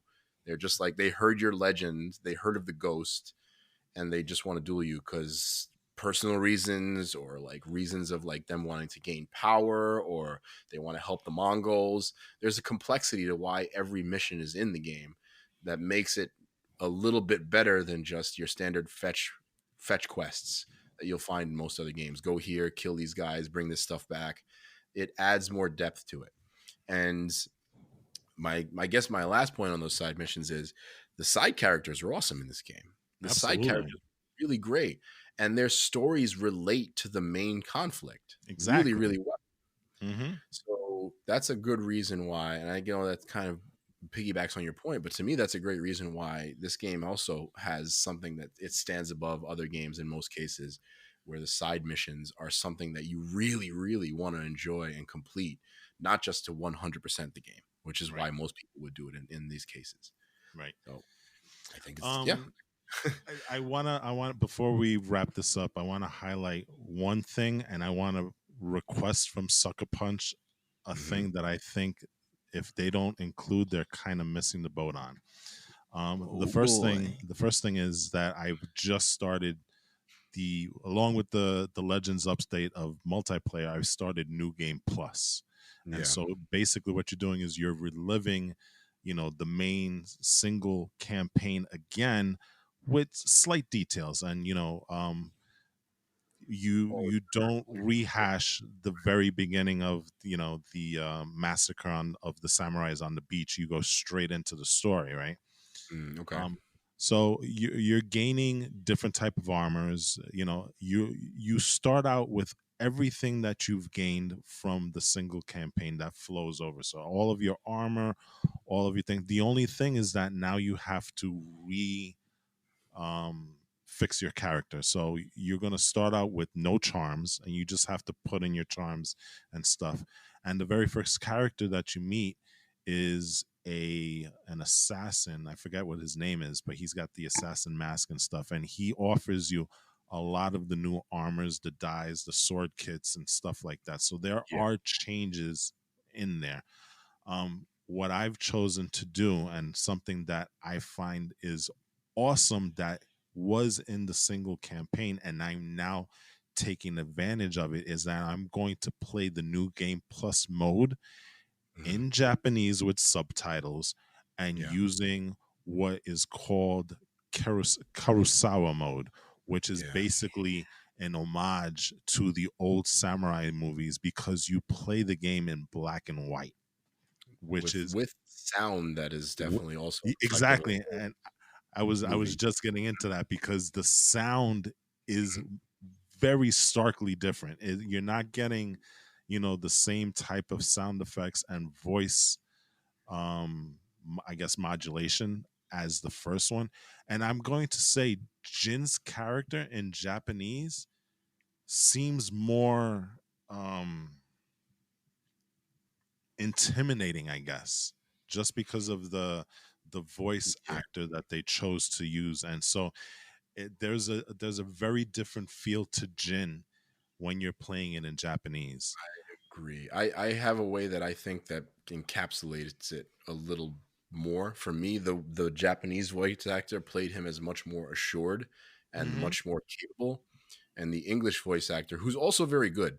I'm not taking it away from Yes. the English voice actor.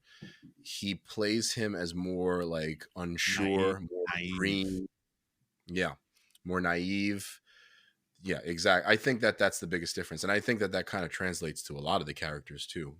Yeah. I want to play it in English because I played it in Japanese originally, but Oh, okay. I So you love the and I Japanese. we're doing this reverse, which Yeah, which again is speaks to what I was saying before. You can play it however the heck you want. You know what I'm saying? I gotta find some way to do it in Kurosawa mode, but I can't do that in English. That'd be weird. So I got to figure something out when it comes Yeah. to that But for sure. Kurosawa mode is completely awesome. Like I said, it It's the feels like best. you're playing one of those old, samurai movies like Ran, or the Seven Samurai. Um, it's just a different feel. It almost feels like a different game. And even though you're playing some of the missions similar, it's just an incredible experience. People have to find a way to play in that mode as well. Now, the one thing that I wanted to ask you, and I know that this was something that was highlighted when the game Mhm. first came out. Mhm. The English characters, the English voice is the main way that the characters speak. Yeah, And the lip so syncing they is in right, English. exactly. So when you change it over to Japanese, the Japanese language, it's kind of the reverse of what you see with like the Godzilla movies, where it's like your original characters are in Japanese and you're dubbing them in English. It's kind of the reverse here. They're English characters and you're dubbing it in Yeah. Japanese, right?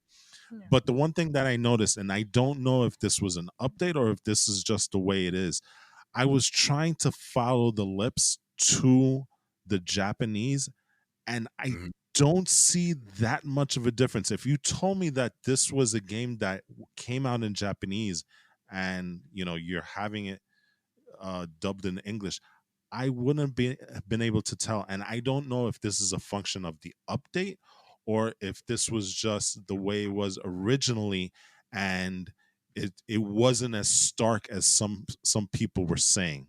Well, you kind of touched on it earlier that it's more a flaw in the facial animation that you Okay. can't tell the difference because they did not sync it to Japanese. That's not in the update. They didn't sync it to Okay. Japanese lip syncing at all. There are Yeah, I no was plans looking. I as was far as I looking to see it, and I couldn't find anything, and so I wanted to bring that up because I didn't know if maybe you knew anything different.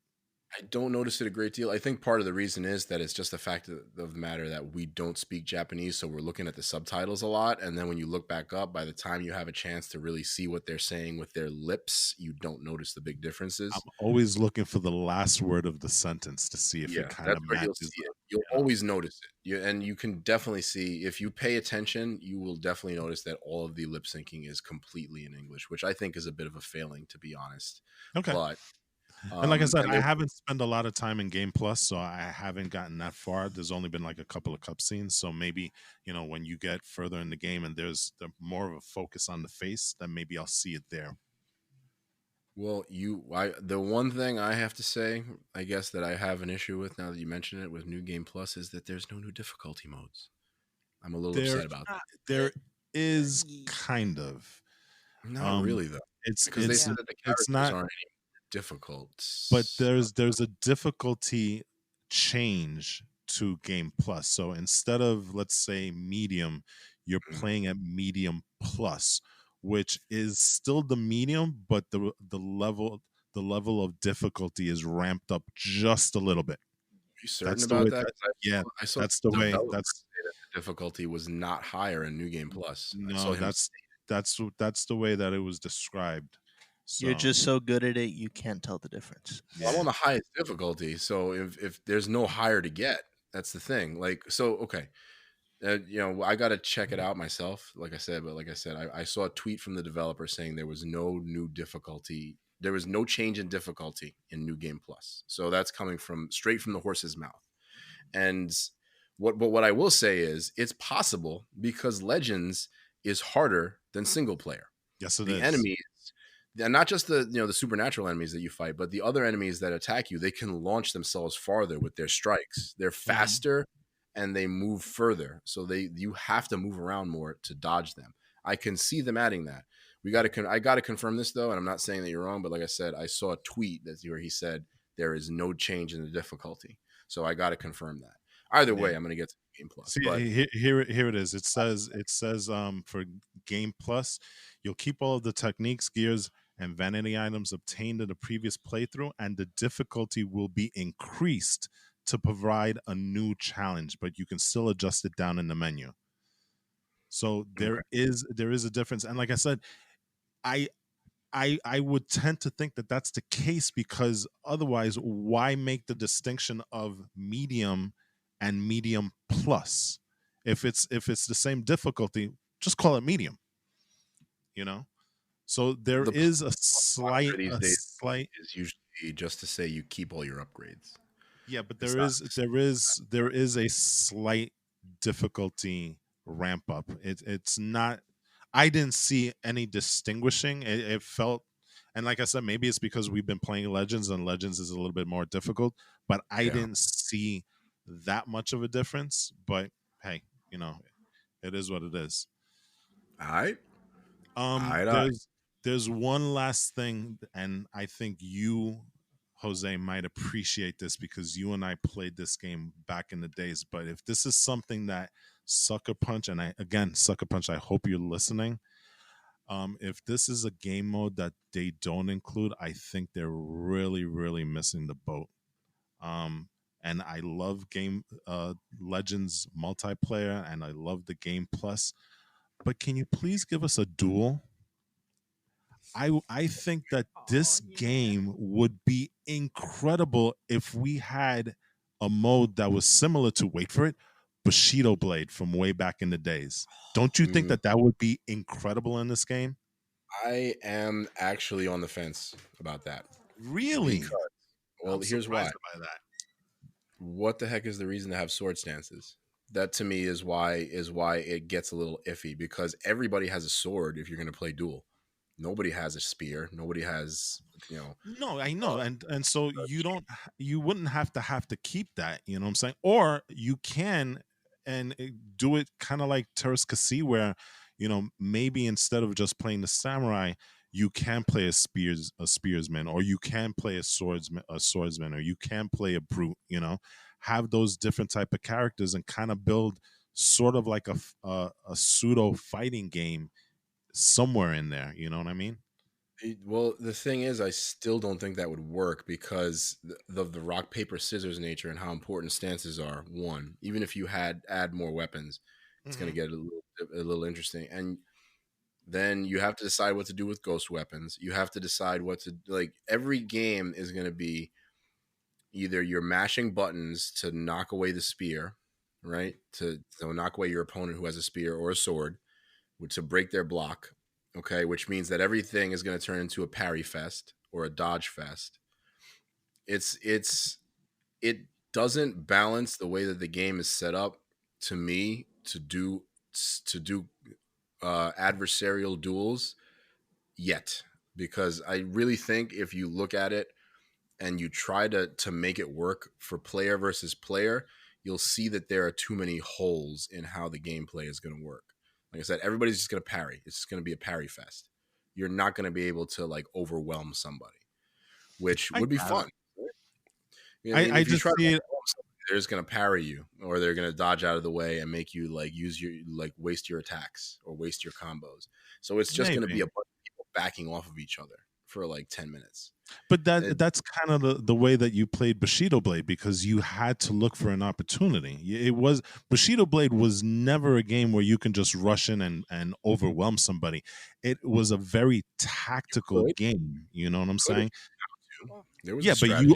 but you always ran the chance that if you're playing against somebody who knew what they were doing, they would take you out instantly. And that was the beauty of Bushido Blade. Right, but that's my The issue. game There's could there's no end two sides at to one it. shot. You hold know. on, hold on.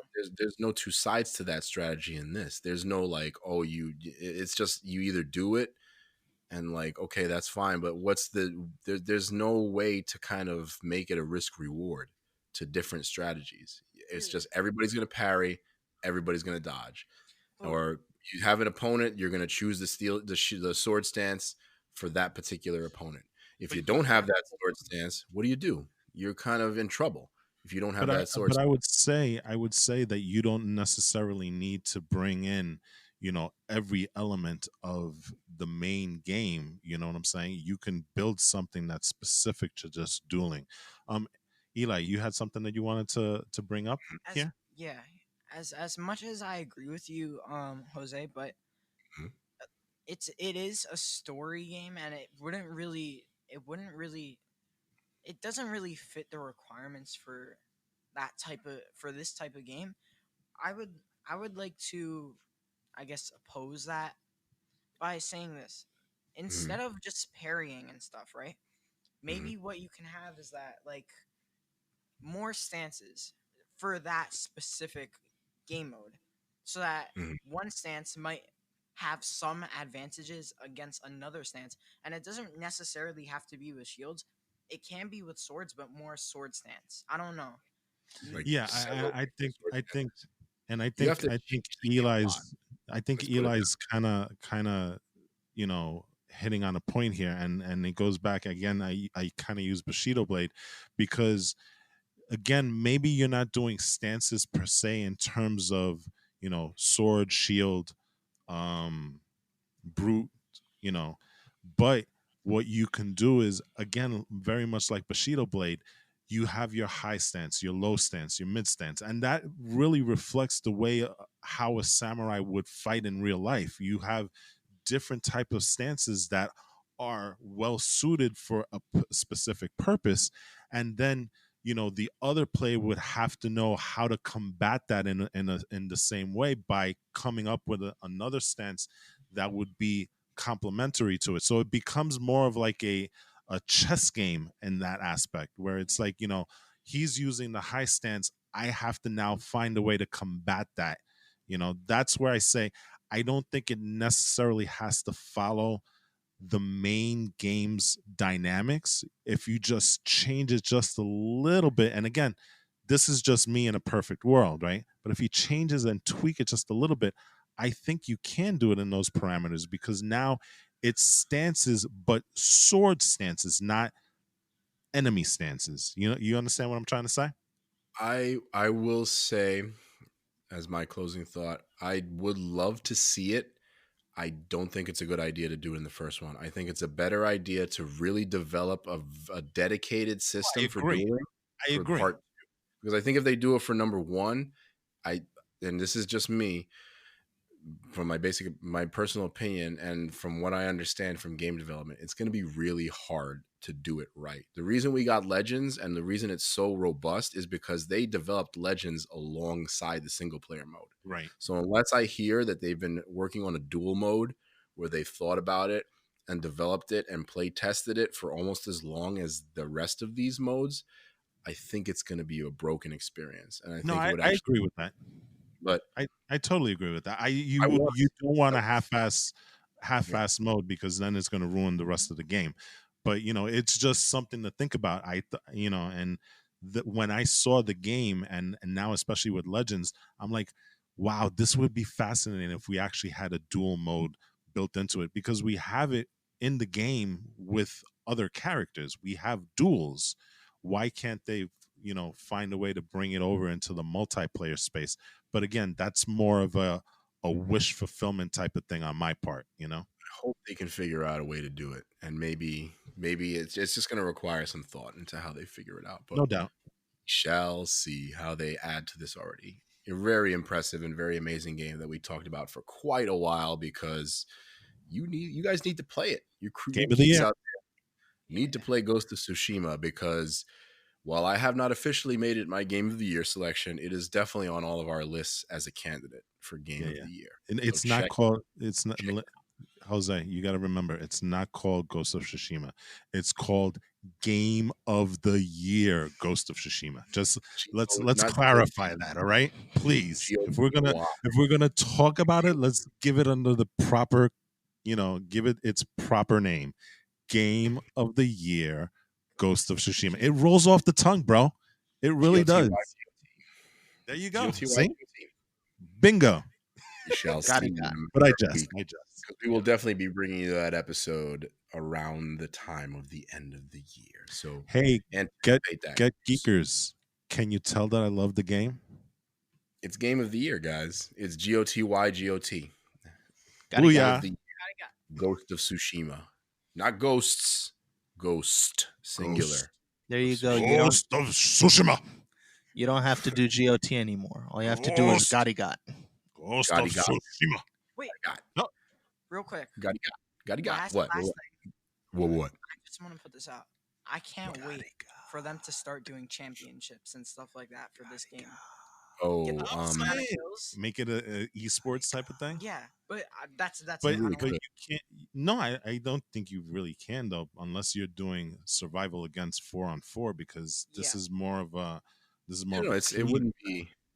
It would be most points. Whoever gets the most points. Yeah, the most points. Oh yeah, I guess. But then you kill the teamwork aspect of the game then. For most points? No, not most points for a single player, for each team. I see what Eli said. Oh, okay. Yeah. You're right. The best score wins. Yeah. You can definitely. Oh, and you know what? I'm sorry. One last point. Let's not elaborate on this one, but I can see a way that you can get adversarial multiplayer in this game. It would be team-based, though, the way that I see it right now. I know. Team death battle, right? That is a small update away from something that they could easily do. That would be amazing. That would be totally amazing. Ooh, man, we'd be a heck of a team. I'll tell you that much. That would be amazing. All right, we talked about Ghost of Tsushima a lot. I'm sorry, GOTY Ghost of Tsushima. We talked about it a lot. All right, we talked about it a lot.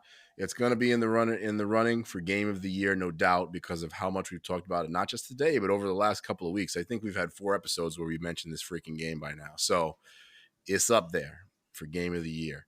But you know what? In order to find out what the Game of the Year is when we have that episode, you got to like, rate, share, and subscribe to the podcast, people. You got to follow us. You got to listen to us. I'm forcing you to. If you've listened this long, you obviously like the podcast. We're more than 2 hours in. Come on now. Like, rate, share, and subscribe. Find us on all your favorite podcast platforms: Google Podcasts, Apple Podcasts, Spotify, Stitcher, iTunes, Amazon Music, where all your favorite podcasts are sold. So please check us out there. Check us out on Instagram, Facebook, and Twitter at Get Geek Podcast. You can definitely find out some more about us there. Check out our most recent episode with John R. Diaz of EA Games, one of the lead tech designers at EA.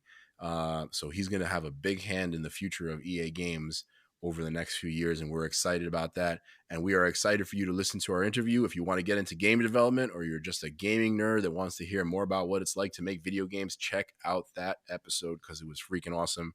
And Gabe did an excellent job on that interview. Please check it out. Another last mention, we do want to thank those of you who had to deal with any sound issues or artifacts. We think we have them mostly cleaned up. We haven't heard any complaints from y'all, but if you do have a complaint with the sound issues, because of the fact that we are recording remotely as a crew, let us know, and we will do whatever we can to improve the sound further and further and further and further until it's the most professional sounding podcast we've ever heard. All right. So with that, yes, we're going to say goodbye to y'all for this week. We appreciate you listening in on this Geek Out episode and our deep dive into Ghost of Tsushima. We have a couple Game of great episodes. of the year. GOTY, GOT. I'm sorry. I'm just busting your chops, bro.